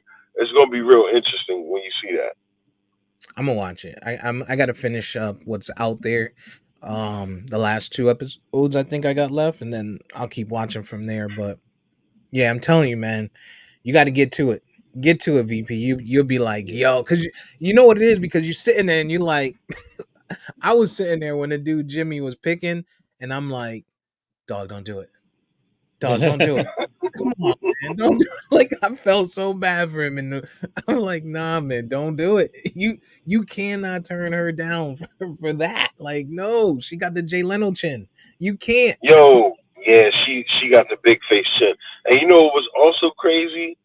It just goes to show you, She looked like what Squidward people. when he turned. It goes to show you people's mindset, right? Because she had the big white dude in the pod that was Mm-hmm. head over heels for her. That was Mm-hmm. like, yo, you're Nigga gonna didn't talk to choose a dude. nobody else the whole time. Yeah, he was like, yo, you're gonna choose a dude that told another broad he loves her, but I've been only speaking to you and only fucking with you. But you gonna go with that? He was like, all right, cool. Like that Yeah, shit is crazy. I Like can't wait the man to literally watch. told her, I've been the only one here for you, but you're about to pick a dude who told another woman he loves her. Mm-hmm. I can't wait to catch up and finish these last two episodes and then keep watching. I've been also watching. I'll just finish my binges and then y'all can get in. I've been watching. I told y'all I've been watching Traders. Um, and y'all probably still ain't picked that up. Traders is another one that's unscripted. You know what? I just don't think I like scripted TV no more. Now that I'm thinking about it, it's another unscripted television show. But this one on the new season, it's some big names on there. Like CT is on there. I think we talked about this last week. CT, Johnny Bananas, Phaedra, from Real Housewives is on there. Um, there's a few other people on there, but I'm hooked on that Suri. shit too. Suri, yeah, yeah, she on there. You got to watch it, yo. I'm hooked, and so let's put it like this. I sit down, I'm watching it, I'm binging it, watching it. Nigga, she's sitting on the couch. She's like, why are you watching this shit? Playing with her phone and shit. And then by the time we get into like episode 4 or 5, she like, you gonna start the next one? You gonna start the next one? Like it's that kind of show where you be sitting there, you like, why That, is this that's person how watching that's this how shit? VP said he started watching Survivor, right? VP. That's exactly how I started watching Survivor. Like, why Yeah. are you watching this shit? And then it's like, how come they arguing? Oh, it was 2 episodes ago. She's boo, boo, boo, boo, boo. Like, that's Uh-huh. stupid. What happened here? What next thing you know, you fucking hooked. Mm-hmm. Don't eat the cow testicles. Like it's like, yo, I'm telling you, man, Traders is dope. So I'm caught up on that one. CT's doing his thing. He's pretty deep into the game right now. Um, what else have I been watching? I didn't get to watch the Vince Staples thing, EJ, yet. I'll probably check it out just to see because I know we talked about it and it's short. It's only a couple episodes. So I'll probably get to it and look at that. But I did watch something else the other day and it's completely slipping my mind. That I was gonna like. I was like, I gotta tell these guys about it. I'll have to look it up and I'll tell you. I'll get back to it. But what you guys been watching? Actually, I only watched 2 new things really. I watched Ahsoka on Disney Plus, the Star Wars joint. Mm. That shit was terrible. Oh, It was all. I like Star Wars, and I'm guessing she was like a big character in the Clone Wars cartoon, which I never watched, and maybe that's why they gave her own show. And it's with Rosario Dawson, and the acting is bad, the dialogue is bad, the action scenes are bad, it's all bad. There's like nothing like even the stuff that happens in the show makes no sense, yo. Like it's like the plot line is like basically there's this like former general or whatever who was like a part of the empire. He's like lost in some other galaxy or whatever, and there's this map to find him, and people are trying to find him to like bring back the empire or whatever. Mm-hmm. And this dude was like tracking him, this Jedi guy, and he's like lost with the dude or whatever. And his friend wants to find him. And so she's about to unlock this map. And they're like, no, don't unlock the map because if you find him, you're going to find the general dude or whatever. And this chick literally is risking the entire galaxy to find her friend. And like, there's no consequences for that. Like, they don't even bring it up. It's just like, yeah, at least you got him home. So Is this animated or is this like a? No, it's a live action joint. Oh, okay. And then when you watch the fight scenes, Rosario Dawson looks so stiff. And at first I was like, maybe it's because she's older, like she can't do the moves that like the choreography that good. And I'm like, nah, I got Keanu Reeves, doing John Wick and Liam Neeson and Taken, and when on the scenes they show her, because she like her costume, like she wears like this poncho thing. And so you don't really see her arms. And then there's like a few fight scenes where she don't have it on and you actually see her arms and you can see like she's ripped. You can tell she got into shape for the role. And so I saw a thing that was like, maybe they think that it's like the headpiece that she wears because Ahsoka is like an alien. And maybe like the headpiece thing she wears, like if she gets too like crazy with the moves, it'll come off or whatever. Right. And it's terrible, man. I did not enjoy that at all. I did not enjoy that at all. And the other thing I watched, which I'm pretty sure EJ is getting ready to bask in glory when I say it, is the Marvels, the new Marvel joint. That shit was terrible. I did not like it at all. And what's really bad about it is that Disney is literally saying you got to watch all our content, and we ain't catching you up either, because the Marvels is essentially Captain Marvel Part 2. It's also a sequel to WandaVision, which I didn't watch. It's also a sequel to Miss Marvel, which I didn't watch. And it's also a sequel to Secret Invasion, which I did watch. And the Marvels is a show or is it a? No, it's a movie. It's Captain Marvel Part 2, basically. Okay. And it didn't come out in theaters? Did it come out in theaters? It came out in theaters, but it did terrible. Yeah, I don't remember seeing it. But it's on Disney Plus now. And then the thing that really was bad, like the movie itself was just bad, right?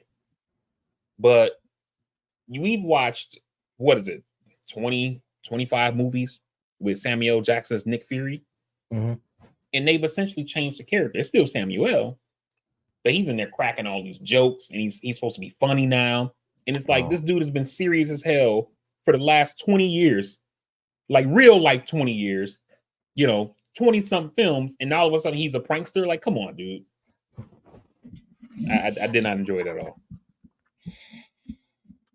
You think that's a Disney thing, or you think that's, a writing thing? Because I feel like that a lot of companies and networks try to continue stuff, and you could see the continuation of poor writing while the actual writers were on strike on some of the stuff that we're seeing that's coming out now. I also think that's why we're not seeing as many big movies come out as we normally would. Like, you don't even see kids movies. I'm looking for animated films for to take the kids to the movie, and none of that shit is coming out. I think they're still catching up from the strike. But do you think that the Marvels might have been impacted by that, and they just put in some shitty C-level, D-level writers to put some parts in there? I think that the problem is that Disney, one thing that Disney did was, before, everything was like a single movie. Beauty and the Beast, Lion King, Aladdin, and all of these things were great. And then instead of coming up with new concepts, they start doing, we got to do sequels now, and it's why, Toy Story 27 is getting ready to come out, or, whatever the new one's going to be. They're not letting things just be great on their own. You know what I mean? And while everything in the Marvel universe is based on this one connected universe, so there's always going to be sequels, et cetera, et cetera. I understand that or whatever, but you know, the thing EJ said this, and I'm gonna have to agree with him. I didn't agree at the time, but now I think I'm with the passage of time and seeing the new content. I'm thinking I'm gonna have to agree. You know, sometimes you can get caught up on your own hype, right? And you have bad. You know, imagine when you were in school, right? You had that test and you barely study for it. You know, it was like you went out and partied or whatever, and you was like, "Damn, I don't know what the hell's gonna happen." And you go take the test, and you get like a B minus. You're like, "Damn, I had a B minus. I ain't even study."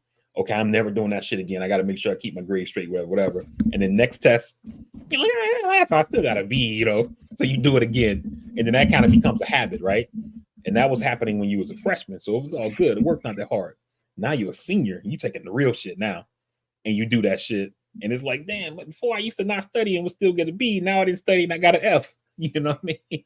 And I think that's what's happening with this Marvel shit is that they were putting out all these bangers, and then they put out stuff that wasn't a banger, and it still did $1 billion, right? And so it was like they're not learning a lesson of, oh, this movie was bad, but because we got this reputation, people still spent their money on it, Right. right? It's like, oh, we can put anything out and people are gonna come. And then not only are they gonna come to the movies, we can get them hooked into Disney Plus to where we just overload them with content, whether it's good or not. And so you get She-Hulk twerking, and you get Miss Marvel, which was an animated series I didn't see, but I heard it wasn't that good. And in the Moonstar series or whatever that guy's called, whose series sucked. You know, the Eternals movie that was ass. You know, and now it's to the point where people are like, yo, I could go spend 3 hours at the movie theater and then another 20 minutes watching a post-credit scene to see something that's going to happen 2 years from now. Or I just wait till it comes to Disney Plus and, you know, see what happens.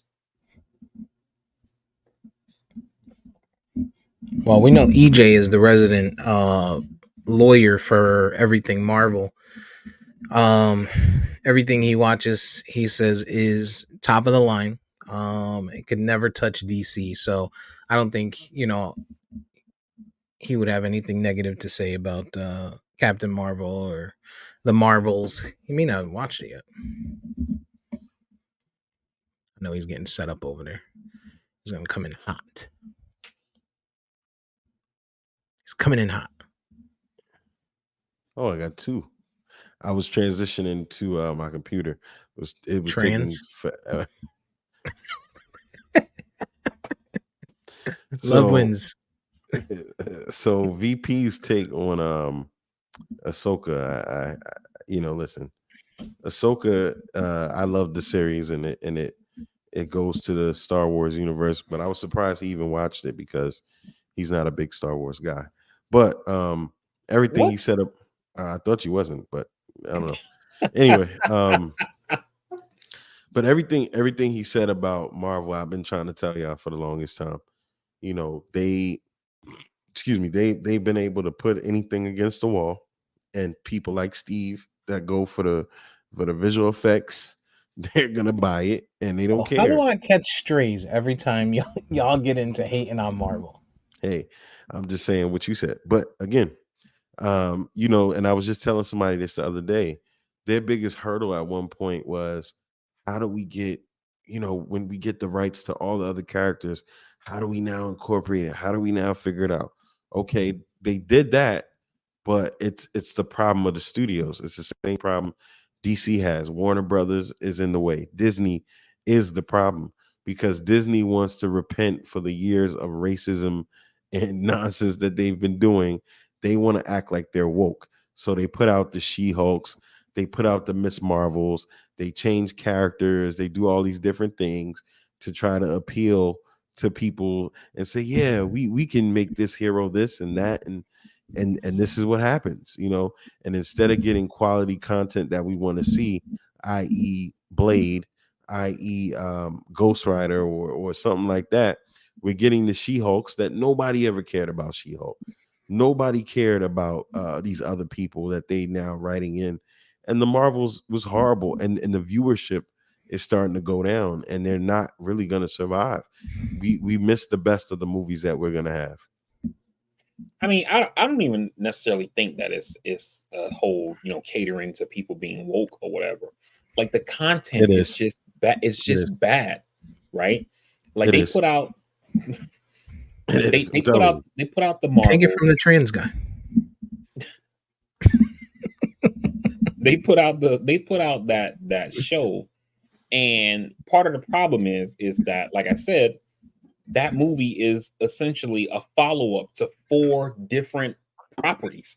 You know what I mean? And so if you didn't see all 4, you can't even follow the whole connection, right? So It's a as an money example, grab. Steve, you saw Captain Marvel, right? The original, right? Hmm. So in the Marvels, remember the little girl, the black lady's daughter in Rambo. the Marvels, because remember the Captain Marvel takes place in the 80s, and Right. then the Marvels takes place currently. So now the little girl's an adult.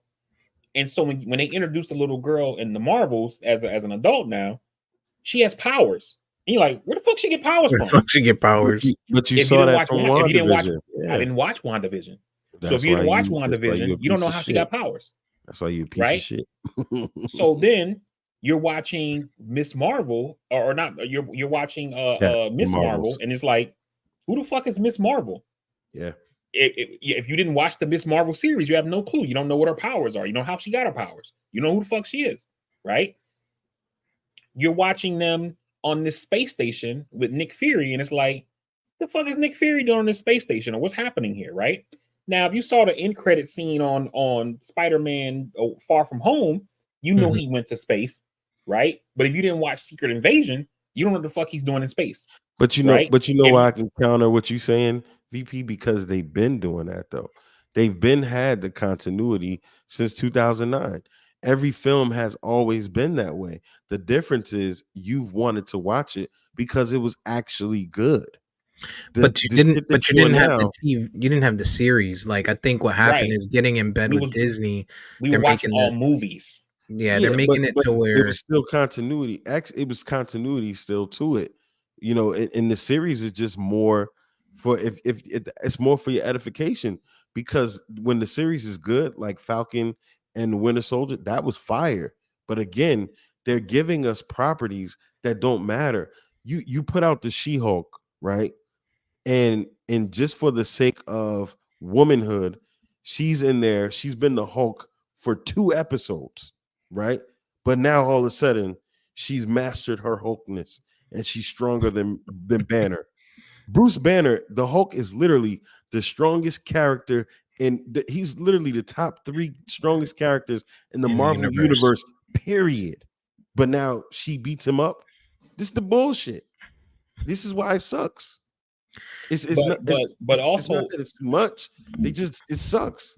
but no, but the too much thing to me is that like there are only so many hours in a day, right? We all have jobs, we have families. You're trying to take some time off and take a mental break. You want to go on a vacation or whatever, and it's too much content. It's like Disney expected us to essentially drop our entire lives and spend it all either on Disney Plus or at the movie theater.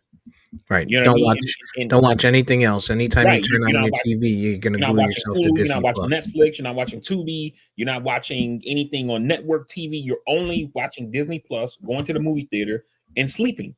That's it. But You know, if it's good and it's something you want to watch, you're You might gonna do it. watch it.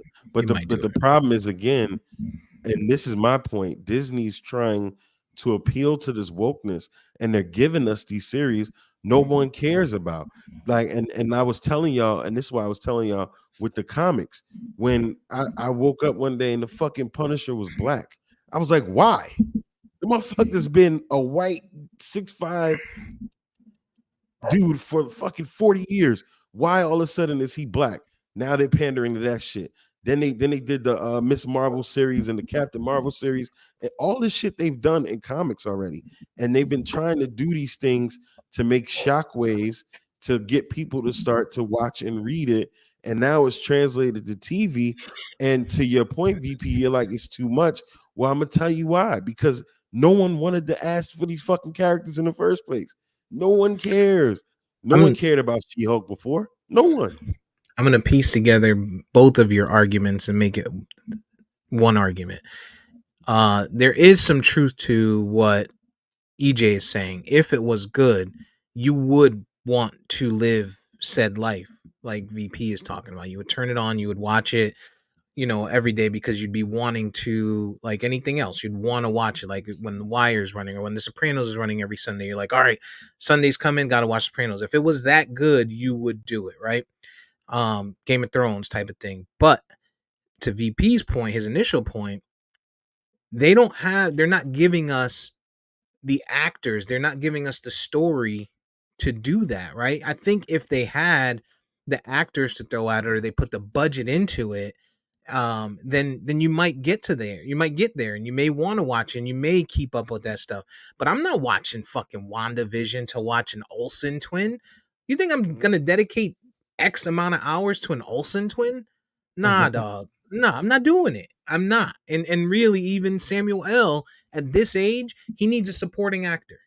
He's not a guy that's gonna catch me and say, yo, I can't wait to get home to watch this, to see Samuel L. do XYZ. I'm not doing it. I'm not. So I think there's some truth to both sides of what you guys are saying, and I think it is, what VP initially said is the Marvel product has been impacted heavily by Disney, and then to EJ's point, yeah, the woke shit. Strong women. I mean, we've seen it. Even in the larger movies, we've seen where they brought the women together. Oh, women can do this. Bring together all the strong female superheroes. All right, we get it. We get And it. I'm not being, biased. I'm not being the Al Bundy when I'm saying these things. I'm saying it because, again, when I looked at the comics, right, and when you talked, I'll use Thor for an example. They brought in Jane, who was his American love interest for years, never had any powers. She was the damsel in distress all the time.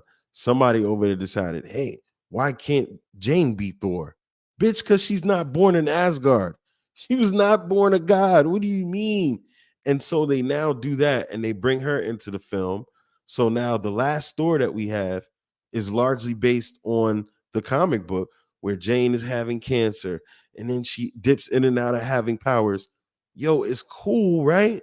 But nobody asked for that shit. Like, and they're doing that with the undertone to push this woman thing. But it's like, yo, you have female characters you can do this with. Build it on those type of people. You know what I mean? Do Storm. They should have did Storm's origin with Black Panther and how they got married and how they had kids. But they ain't doing that, So it's like I agree with Steve and I agree with you. I think coupled with all of that, it's just they're getting in. It's like putting politics and an agenda into something that was just supposed to be simple, and they've complicated it, and they really don't have any real direction to go at this point because everything they're rolling out is to pander to something, some kind of agenda, and now it's just too much shit going on, and the properties and the things that we really want to see, they're not gonna come out.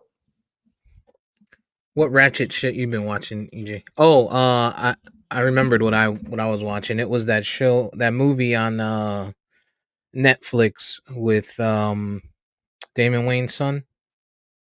It's called Players, Players. I saw Shit's ass. it. That's all I got on that.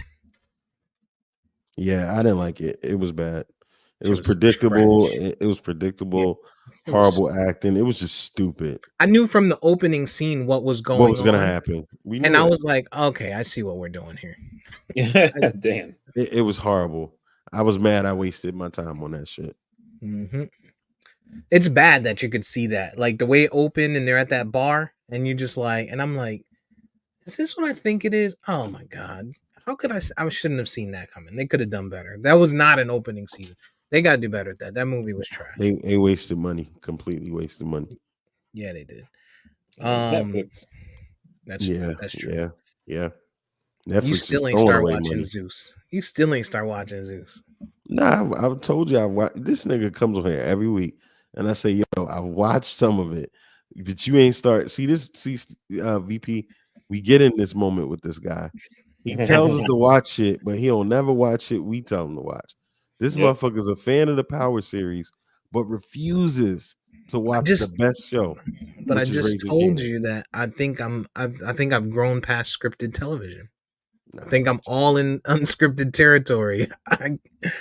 You know what it is? I'm an empath. So because I'm an empath, I get pleasure out of seeing how people react in situations and then applying how I would react in that situation. So I'm watching like the baddies and bad boys, and I'm watching that's the ratchet shit. And yo, Krishan is a G, yo. Krishan is a G. You gotta watch it, yo. Blueface fucked that little girl up. It's a shame. It's a shame. Cause yeah, I agree. I like her, man. Anyway, what you been watching? Um, nothing that we haven't discussed. I'm waiting for you to watch Vince Staples' show. That shit's trash to me. Mm. And I just don't. He's one of those guys, like one of those young guys that I was just watching interviews where he was saying shit, and he just says shit, and people around him like give it so much credence, and they're You're so laughing, and smart. he's so genius, and it's like Mhm. he ain't saying nothing. But I guess, man, I mean, I guess when you speak into this generation, if that's the best we got, I'll take it, I mean, Um, but that's how like when Steve called Ti, I think he said he's like a Philosopher. philosopher. I feel like guys like that, they speak in a way that a lot of us think like, man, this guy's so smart because he used these big words or whatever. You know what I mean? And mhm. like I don't know if y'all saw the SNL clip of when they did the club Shay Shay with Cat Williams, No. and there's Oh there's a yeah, no, I part. did. I did. Yeah, so there's a part where Cat in the SNL joint is like Shannon. We all know that Camoon said that there are no transcendent beings, and that the ends don't justify the means. And Shannon's like, "What that mean, Cat?" And he's like, "Steve Harvey can't read." Yeah, But that shit was funny. like if they had just left it there, people would be like, "Man, yo, Cat will be talking, yo." And it's like that don't mean anything. Yeah, yeah. You know what I'm really excited for though? This Tuesday on FX, I think it's called Shogun. Can't remember the title. I think that's the name of it. But it's basically a series going back to ancient Japan, and I think they're following the Shogun Nobunaga, who ruled feudal Japan for like centuries, or well, not centuries. He didn't live centuries, but his people, his Dynasty. clan dynasty, and it's talking about when Europeans first hit their shores and stuff like that. So if FX is going to be a pretty raw series, so I'm excited to see that. Yep. Collision of two ambitious men from different worlds and a mysterious female samurai. Yeah, Okay. it's going to be interesting. I'm excited to see it. I It's like based on a FX book. properties. Yeah, I like FX properties. So I like FX. FX gives us some shit. I just hate that FX is like it's like Coke Zero, right? It's not Diet Coke, so it's not all the way that good better for you. And when I say that, I mean with the swears. So the swears, the nudity and stuff like that. Like you're gonna get ass and bitch and shit, right, on FX, but you're not getting fuck. And you're not gonna see no no things on FX. Like I wish, right. just either move them and make them HBO Junior or Cinemax Junior or something like that, or move those series over there because like they would be so much better. Like just add a little, But the thing is, for like, I agree with you there. But the problem is that it's like they don't understand where they are, because if you're on cable TV, you can curse, mm, right? So they can say fuck. This is an editorial decision where they've decided that we're not going to do that. You know what I mean? So if they wanted, they could show titties and all that kind of stuff like that or whatever. But part of the reason that they don't is that unlike in HBO, right, they show ads on FX properties, and Tide is like, yo, we don't want our commercials coming behind titties or behind all this cursing and stuff like that, and so they choose not to do it. Whereas in HBO is like, we don't show any ads, so we do what the fuck we want to do. You know what I mean? We're gonna Great point. fucking, we'll kill animals in Game of Thrones. The same episode that we kill an animal, we'll stab a pregnant chick in the stomach. You know what I mean? Word. We push a kid out We a push fucking kids out of castle windows window and shit. Yo, after his aunt and uncle, his mom incest. and uncle was smashing. Start the series out with incest and a kid getting paralyzed from being Right. pushed out. Like, yo, I remember I watched this thing. It was like I don't know if y'all ever watched that YouTube channel, Honest Trailers, and they were like, this show has incest, beheadings, kids getting pushed out of windows, and like something else to say. And it was like, and that's just the first episode. I was like, God, Yo, the shit was foul. Like, the nigga ain't even do nothing to y'all. They just push the nigga out the window. Like, Right. bye-bye. I'm just being nosy, dog. Like, okay. So you haven't watched anything else? Either of you? nah, not for me. I'm continuing to watch Hightown on Stars, I which gotta- is still, that shit is still a good show. I like it. Yeah. We know you do. Oh yeah. Hasn't been a lot of that this season though, unfortunately. But I guess they Hightown's don't know still their good. audience. Yeah, I mean, they're giving us some things. The shit is funny though. The Spanish dude on there, I can't remember his name, but he's been in other things. But he's a hell of an actor. I like him. He's a hell of an actor. That's Yeah. That's one thing Game of Thrones did well. It's like they just knew it was possible people might be looking away now. Throw a boob scene in there. Mhm. They're not paying attention. We need a titty. Yeah, exactly. Khaleesi needs to get rammed. She needs to from the Bike. back. Yo, Oh my God, Carl Drago. Yo, VP, what do you make of, speaking of like where you were just talking with cable and titties not being, there for ads and stuff like that, stakeholders. What do you make of Reddit filing for IPO? They're saying, March potentially we'll see that they'll start going public. Do you think that some of the nudity and wickedness that lives on Reddit will start to be filtered, Hell once they yeah. go public? Absolutely. Because I mean, here's the thing, right? Like us as retail investors, right? I know I got my own portfolio, you got a portfolio, we both have one for our kids or whatever, right? We can't move the market, but Right. the teachers pension fund, when they tell JP Morgan or Goldman Sachs, yo, I don't want my money in Reddit because they got porn and all that kind of stuff on there, you know what I mean? And so the corporation itself is going to have to make decisions to say, if we want to get some of the big money, we got to regulate this shit. We can't have people on here spreading conspiracy theories and all this, crazy, subreddits with all this, adult content, so that shit is definitely going to go away. And we saw that happen, right? Remember when OnlyFans were trying to get into the ad space? Oh yeah. And then they cut back on all the adult content. Basically, they lost the plot because this is the only reason your site is even popular. And then when the people pushed back, they were like, "Whoa, okay, fuck the ads. We're gonna just keep going to Gus. We're gonna keep making money the way we've been making money." So, yeah, which is what Wait, they did in the first place. Wait, they show nudity on OnlyFans? That's what I've heard. Oh, that's what Rachel Dolezal said. Rachel.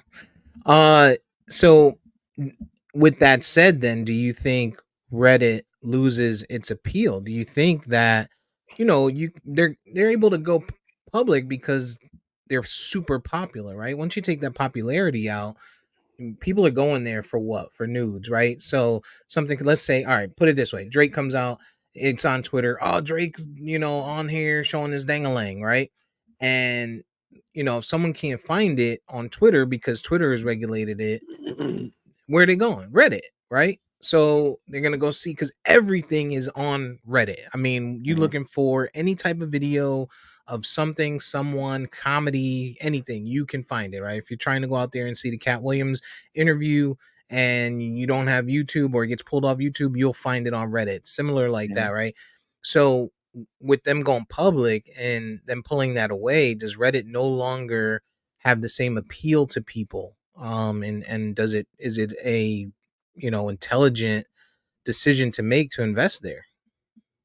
I think what happens is that these folks probably don't either they don't know, or they know and they're being willfully ignorant, right? And they don't realize how big the adult space is on their site, right?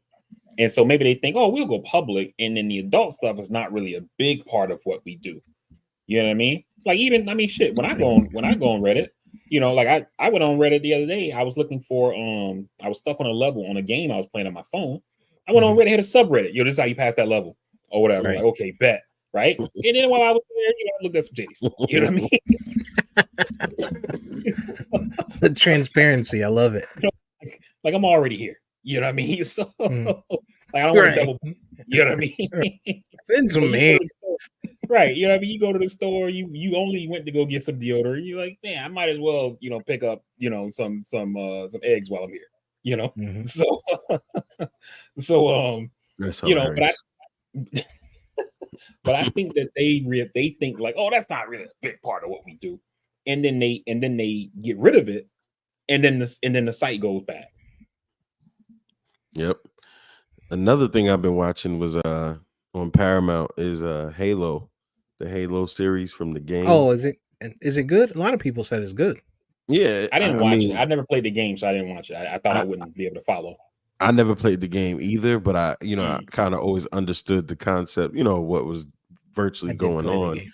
And they do a good job of introducing the world to you. Mm. And I think, Steve, if you played the game, I think you'll probably appreciate it a lot. Because I heard people that play the game like absolutely love it. Um, but Halo I've was a been, cult when it was yeah, out. Yeah. So I could see how that show could make somebody our age, yeah, because back when Halo 2 was out, let's say, that was like 04, 05 ish when I was first moving to Florida. That's what introduced me to online gaming. Before that, I played no online gaming. Halo 2 introduced me to online gaming, first person shooters, talking shit to people, and like that. The rest is history. 20 years now. So I could see where people our age could love that show because they might have been playing Halo 1 before there was online, then Halo 2 when it was online, and now Mhm. it's just extremely nostalgic. Yeah. Mm. I never played it. But it's got our guy Pablo Schreiber, who is from The Wire, from the Port series. He's done when you look him up, you'll be like, Which character was oh, he? I'm about to I, look right now. I can't remember his name from The Wire. That's the only reason I didn't Come say on, it. God. Don't He worry. was The president of research will look it up. he I'm was looking it up right now. he was dude's Pablo, what you said, Schreiber? Schreiber. He was dude's nephew. He was dude's Oh, nephew. he played Nicky or not Nicky, Nick the other Sabaka. one. Nick Sabaka But he's been in a bunch of in The Wire. things since then. Like Den of Thieves. He's been in a lot of different properties since then. And he's a tall guy, he's a big guy. And so Oh, he was in Den of Thieves. Yeah, yeah, he yeah, looked totally yeah. good because he jacked up for that movie. Yeah, he's In The Wire, he was and just a skinny kid. exactly. So since The Wire, everything he's done, he's kind of used his physicality to get bigger to have, action type roles. So Gotcha. he's Master Chief Steve in this series, and he Mm. plays it pretty good. And so but Bakeem Woodbine is in it as well. Oh shit, Um, that's our so guy. yeah. So it's pretty good. I like it. I've been watching that. Season 2 just came out. So I've been hooked onto that. And it was Yo, did something. you know? Hold on a second. Is Sabretooth his dad? What are you talking about? He's talking Uh, about Pablo Schreiber, Schreiber. the dude who plays Sabretooth in X-Men, and he narrates Hard Oh, Liv Knocks. Schreiber? I'm not Yeah, sure. I'm not sure. It's uh, possible. It's that is possible. his. Oh no, that's his brother. Pablo's his brother. Oh, Well, shit. There you go. I never knew that. Me neither. How Just about learned that? it. I just thought the dude had a role in the wire and shit, but yeah, here you go. so he's a nepo hire. Yep. Yep. Might be. Might Yep. be. Damn it. I never thought to make that connection because the last name is extremely unique to them. Yeah. Right. So, hey, how about Interesting. that? Interesting. Yeah. I'm gonna watch it. I'm gonna watch Halo. Someone at work was telling me about it, and I was like, "Oh, I gotta watch that." But Yeah. I I'll just check don't it be out having too time, because man. Ratchet TV be taking over my life. I Be like watching these bitches fight. I like The Last of Us. You guys know I love that show, and I never played the Mhm. game. I loved it, so Mm. definitely have to Mhm. check Halo out. You said it's on Paramount. Paramount Plus, yeah. Yep. Okay. hmm And VP, with your cable subscriber now, soon you will have Paramount Plus for free if you have Cinemax. Mm. Mm. What comes Okay. on Cinemax? Yeah, Cinemax. there was I one don't. show I watched on Cinemax a Well, while ago. Max. It's just Max now, right? They're it's HBO Oh, Cinemax. the other thing I was gonna say, I don't have HBO Max anymore, but um I want to see the True Detective that just came out. I heard Mm-hmm. it was good. hmm I gotta watch it. I've never watched any of them. I've heard they're good, but I just never watched any of them. Ever watched any of them? I Mm. like The, the first one the the first one was best. fire. The first one was the best one by far. I like the first one the best. The other ones I kind of fell off watching, but the hmm first one, Matthew McConaughey and mm, yeah, that one was fire. Woody Harrelson, Yeah, yo, this shit was that was fire. fire. That was That was Woo. a master class of acting. Yeah, that one was like Woody Harrelson. Woody Harrelson killed that shit, yo. I mean, McConaughey killed it too, but we knew McConaughey was an actor. Woody, to me, was always like a funny guy, like Cheers, White Man Can't Jump. Then he did those other ones where he was like a zombie hunter type shit. But Oh like yeah, in this, he acted his ass off, yo. Yeah, He put his foot in it. that was an acting master class. That series, yo. That shit was Hmm. fire. The worst one I think was the Mahershala Ali joint. That shit was horrible. Yeah, unfortunately, That was horrible. yeah. I like the one with Homeboy too. From SWAT. What's his name? I think Oh, it was Jeremy. second Shit. season. I know who you're talking about. Not Jeremy Renner, the other guy. I know Colin Farrell. Yeah, Colin Farrell. I like that one Colin too. Farrell. Yeah. That's Yeah. that season. That was season 2, I want to say. Yep. Yeah, definitely gonna watch that. What else is going on? Hmm. Anything for them? The Lakers play Phoenix today.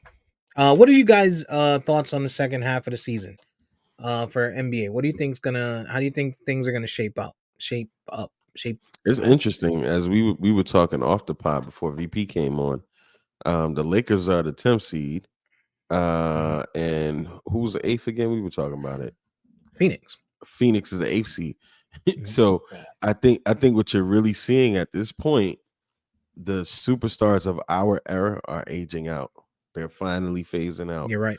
because LeBron to be 10th, and then you got KD, Devin Booker, Bradley Beal, and they're still the eighth seed. 8 seed. Yeah.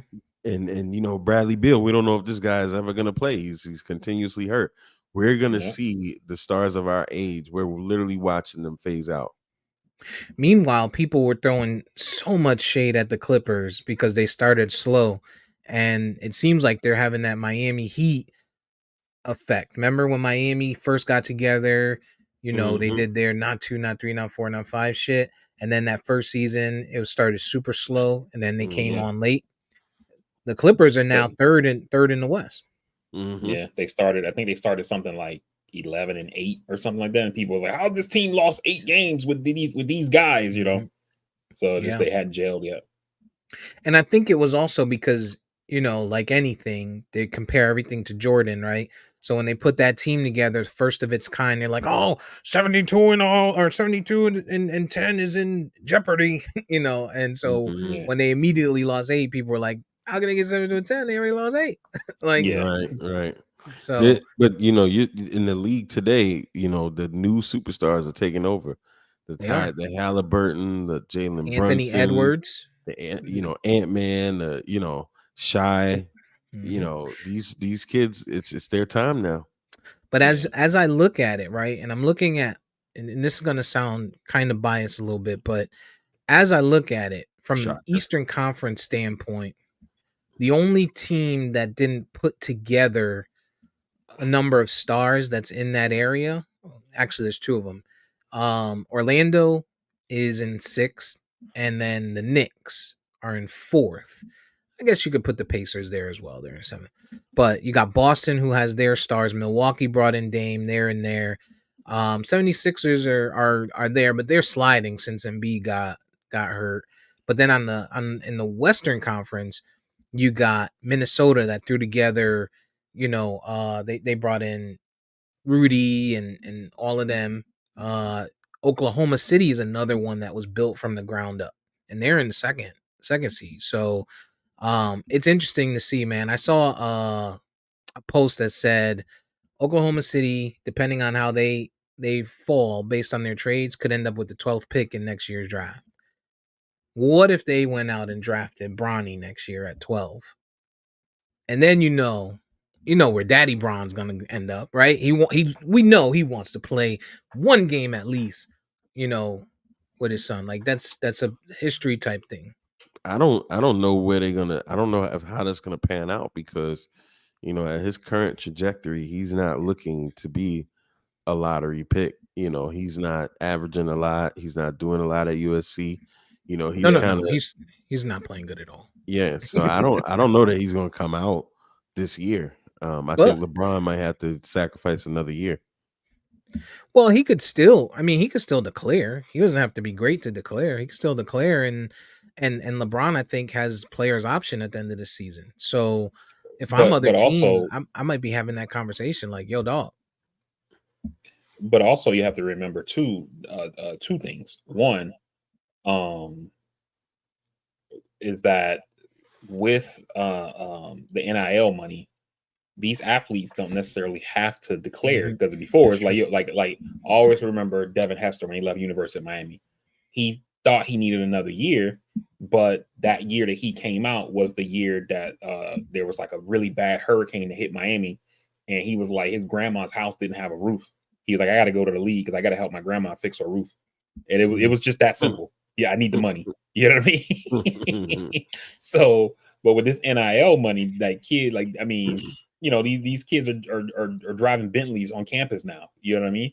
So and not just I I don't mean, even know his if daddy's LeBron got it. LeBron. I was His gonna I say was daddy's what that's bro. what LeBron. that's what I was just Listen, that was what I was like. That was my point was that, He and is I one don't of the even know if higher Bronny paid has NIL NIL money. deals. Yeah, he is. He's one Oh, of the I higher. didn't know if he Yeah. had any, but I was gonna say even if he Hmm. did or if he didn't, he's still LeBron's son. So Yep. it's not Yep. like he's like, yo, I gotta get to the NBA because I gotta get paid. It ain't. It's not like the bar ball kids where it was like, oh, our dad did all this grind and now we gotta go to get the bread or whatever. He right. could develop, if he's not looking good.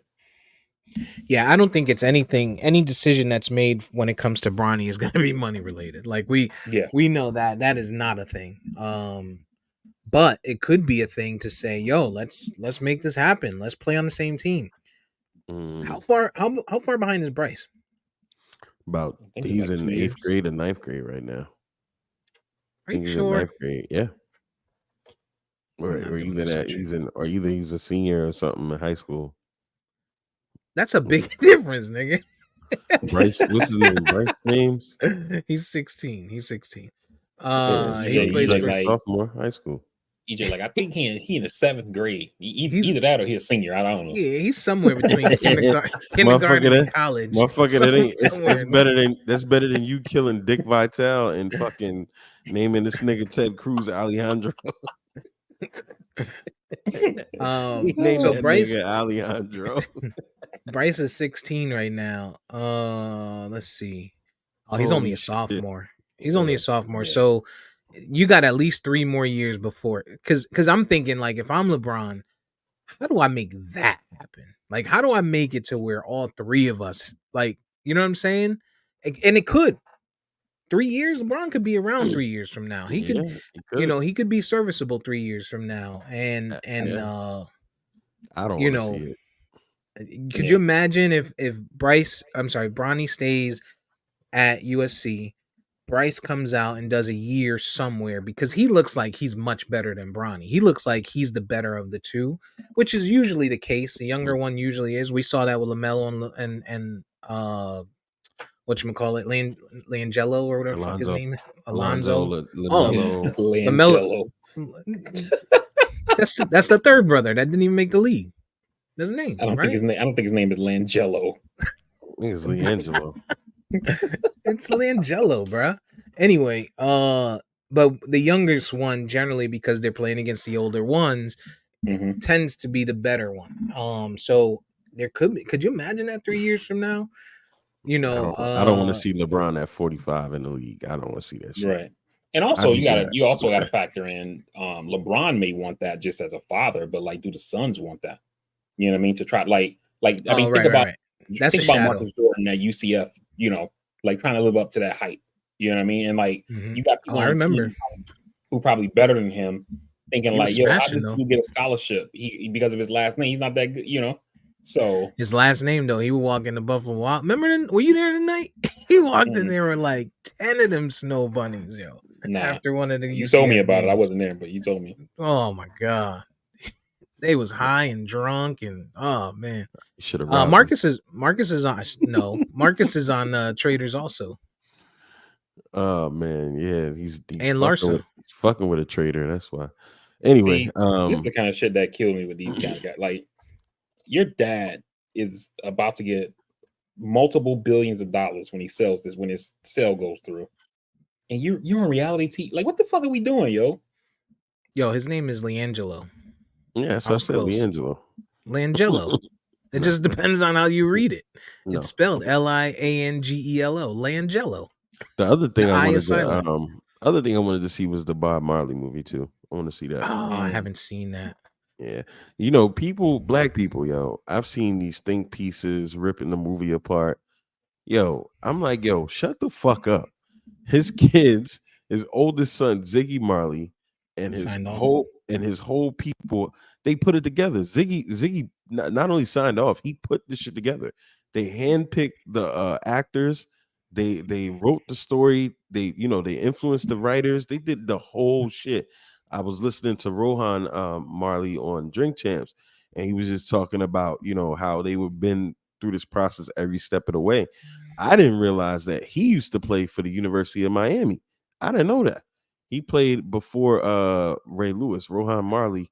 He played linebacker before Ray Lewis, and he was Warren Sapp's teammate. I didn't know that. So I learned something new the other day. But That makes sense now that you're saying that. And the reason I say that is that I remember in the 90s, I was watching WWF Raw one Monday night, or Monday Night Raw, whatever it was called. Mhm. And The Rock came out to do like one of those monologues, and Ziggy Marley was there.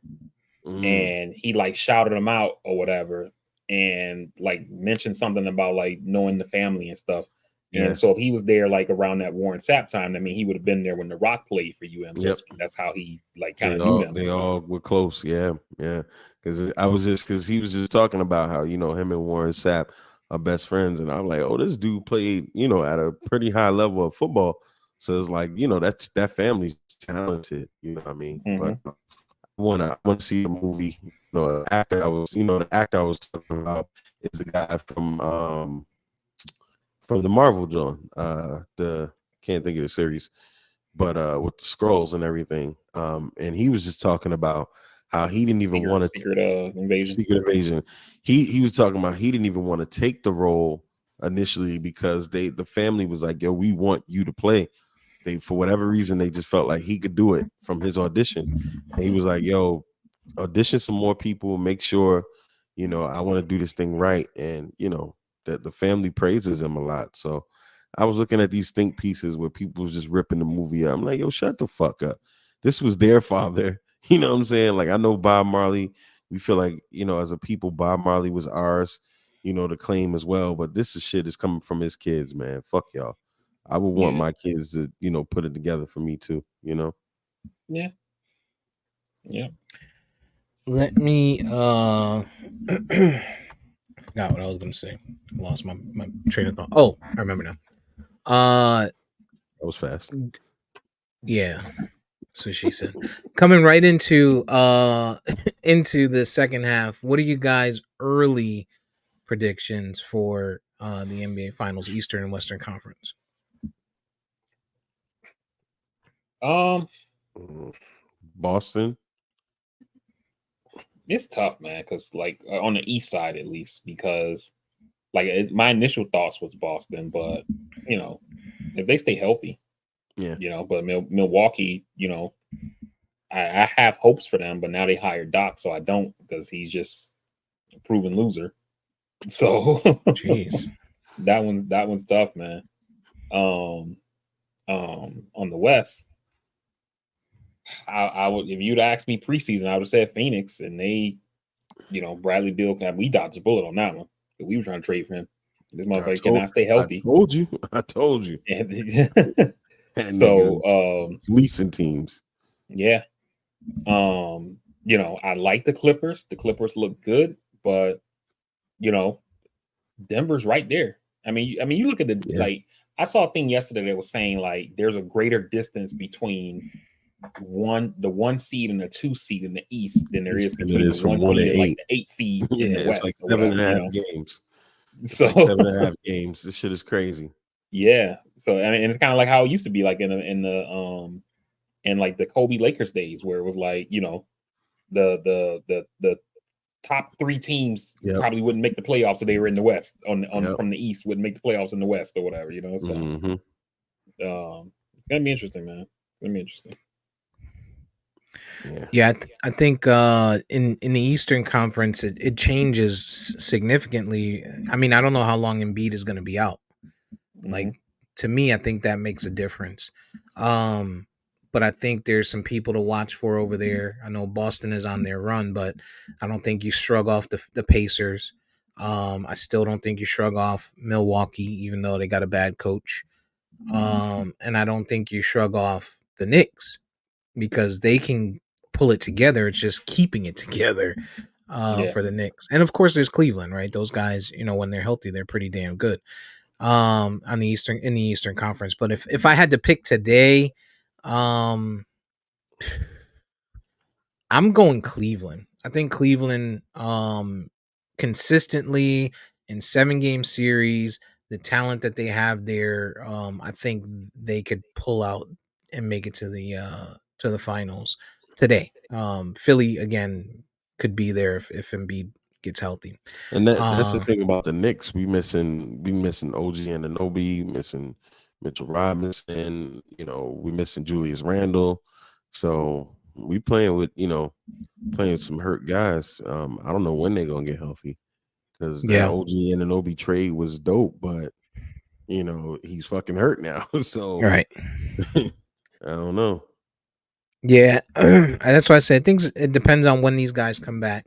In the Western Conference, for me, like you guys said. I think it's a toss up. Any of these teams, shit. Golden State is in the 10 seed right now. We were saying the Lakers, but we were off short. Lakers are 9.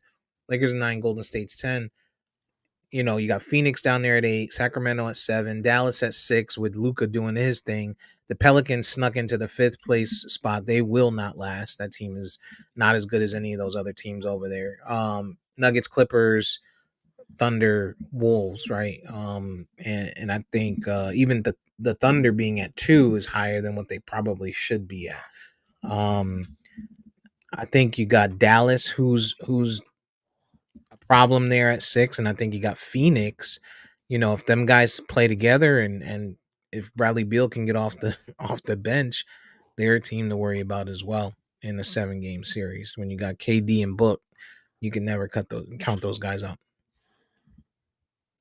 Yeah, that's weird. Just weird stuff. Yeah. So for me today, I would say, and this is just a weird one off. I mean, as we get closer to them, we'll talk a little more about it. I got Cleveland and Dallas. I'm gonna say Boston. Boston. I'm gonna say Boston and Denver. Joker. Sacktown, baby. All right. Well, that takes us through the NBA segment of our day, or the second part of the NBA segment. Puts us in a place where we're in our final descent. Seat backs, trays, They, and they they asked Adam Silver also about how come Miami hasn't hosted a All-Star game. He gave some bullshit answer. who Oh, asked him? it's one of the journalists at the when he was did his media availability at a What did he say? he just gave kind of some bullshit, like a lot of words that don't really make no sense. We all teams submit bids and we kind of look at, what would be the best city to actually host. And there's a number of factors that go into the decision, that kind of bullshit like that. He said, "Words connect, words connect." He did an Yeah, Eminem. word salad. There's got to be something in Miami that's stopping this stuff, because even like Pro Bowl could be Miami versus Orlando. We talk about that all the time. Why are they not selecting Maybe it's too high. even Super Bowl? When was the last Super Bowl in Miami? The when one Prince did it. The one Prince did it. Yeah, 07. Right. So we're talking 17 years for Super Bowl in a town where you've had LeBron and the Heat rebirth that city. And it's just everyone knows it. It's a party city, right? They're all over TV for everything else. So we're not getting a Super Bowl. We're not getting an All-Star game. They won't do Pro Bowl there. I mean, what is up with Miami that the sports team, or the organizations leagues are not looking at doing weekends there? I don't know. Yeah, and the thing too that's crazy is that because the Oklahoma newspapers put out like some of the requirements that you have to have the All-Star game, because Oklahoma City wants one and they keep getting rejected. And they were saying some of the requirements are the host city has to have at least 7,250 hotel rooms and at least 3 5-star hotels, a convention center with no less than 650,000 square feet, an airport that serves at least 75 domestic nonstop flights and 20 international excuse me, and 20 international flights daily. And so that was like, I guess, the reason that like Oklahoma City wasn't getting it. And it was like, I mean, Miami has all of that shit. So why haven't they have hosted an All-Star game since 1990? Yeah, that's a good question. But it doesn't matter to me because fuck Miami. Actually, I haven't been to Miami in years, man. I need a Miami trip. Maybe it's because y'all got. I've never been. I don't know if wanted it's to go. I don't know if it's the same now as it was. Like as it wouldn't be good for you, EJ. Yeah, I never wanted to go, honestly. Like I had planned to go that one year you got married. I was gonna take a bus there or Daytona. I was actually gonna do some filth, but I think the person reneged on me. It wouldn't be good for you, EJ. They got everything that's all your vices. Old broads, heavy flowing drinks, nudity on beaches. So right. Right. You might get stuck. Right. Shit. Wet Willie's opens at 11 a.m. Right. Second thought. Let me book my flight. I always remember. I told Steve this. I don't know if I told you, EJ. My wife had a coworker that she worked with here in Orlando. He went to UCF, graduated, and then got a job working in Miami. And he was like, when he first moved down there, he went out to the club on Thursday, and he parties all night, closes the club down or whatever. And when he leaves, he looks at his watch, and it's 5:30 in the morning, because he didn't know clubs in Miami closed at like 5 in the morning. So I'm closed at 6. And he was like, what the fuck? So, because he's used to Orlando where clubs close at like 1:32 in the morning. And so he basically said he left the club and went straight to his job and just slept in his car in the parking lot till it was time to go into work or whatever. Yep. I seen they had some club down there that literally goes through the morning or something like that. I seen that.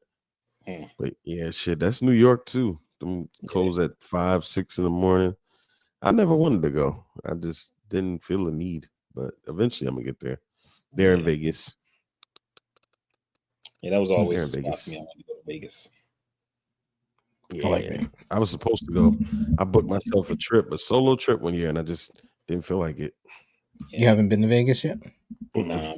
My brother and them went. They did like a guys trip, and I was in my feelings that week, man. Because You don't I need really you don't need a long time in Vegas. Like no. It's just I always wanted to go. It was like a bucket list thing for me. And now I don't travel that much since I'm handicapped and stuff, and so it's like my brother was like, man, you still could have came or whatever, and I was like, he was like, they did like one of those pool parties that you see like on MTV, and I'm like, how am I gonna get it? He was like, I saw people wheelchairs there. I'm like, yeah, you probably saw them just sitting in one place because you can't move around, like right. so. You might get the sympathy. You might get the sympathy drunks.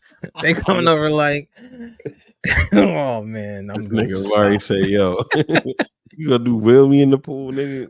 You know what I mean? And then You like they went out to the desert and went like Grand four Canyon. wheeling in the sand dunes and all that kind of stuff. Yeah, So it's you just can't go in the sand. yeah, you know what I mean. So it was just one of those things. I was like, damn, man, that was a shitty week for me. Like seeing them Where post did we stuff on go? IG We and Facebook and stuff. we went on vacation somewhere recently. I can't remember where it was. But they have wheelchairs for the beach that have like the big inflatable wheels on them. So Mhm. look, man, don't let that wheelchair stop you from living. Go out there and go to Vegas. Tell Cliff. Matter of fact, Cliff, if you're listening, take him to Vegas. EJ, we listen. We all we got to do is get flights, and we can impose on the Vegas trip that your mom and my mom have booked already. Shit, all we need is the couch, right, and an air mattress, and we can impose. We'll just be we have to be the escorts to make sure they're safe, Right. right? And their safety Absolutely. is we're security. Their safety is our priority. They're going in March. Mm-hmm.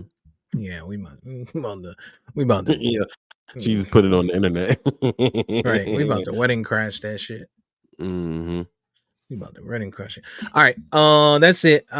We almost at 2.5. I'm at a good stopping point. I am also hungry, so need to go make some breakfast. So I'll hand it off to VP to take us up out of here. Mm-hmm. Hey, as always, man, like we've been saying, make those phone calls and those text messages. Tomorrow's promise to nobody.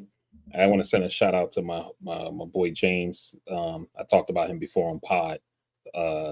He had cancer. He went through all the treatment, made a full recovery, and then now his cancer's back. So he's going into the Damn. fight again. So shout out to him and Well wishing him a wishes. recovery. And yeah, man. So like I said, man, tomorrow's not promising anybody. So reach out to your folks. Let that shit go. Whatever happened, let people know you're thinking about them. For everybody who listened live, we definitely appreciate you guys taking the time out of your Sunday, and for rocking with us. For the folks who listen once the episodes post, we appreciate that time as well. You can find the podcast on all podcasting platforms by searching CastWorthy. You can also follow us on any social media by searching @CastWorthy. On Instagram, it's @CastWorthy_podcast. While you're there, you can subscribe, like, share, follow, tell a friend, help us grow the audience. We very much appreciate it. And with that said, man, again, appreciate you guys. And we will see you on next week's episode or next week with another fresh episode of the CastWorthy podcast. Until then, we out. We love you. Peace.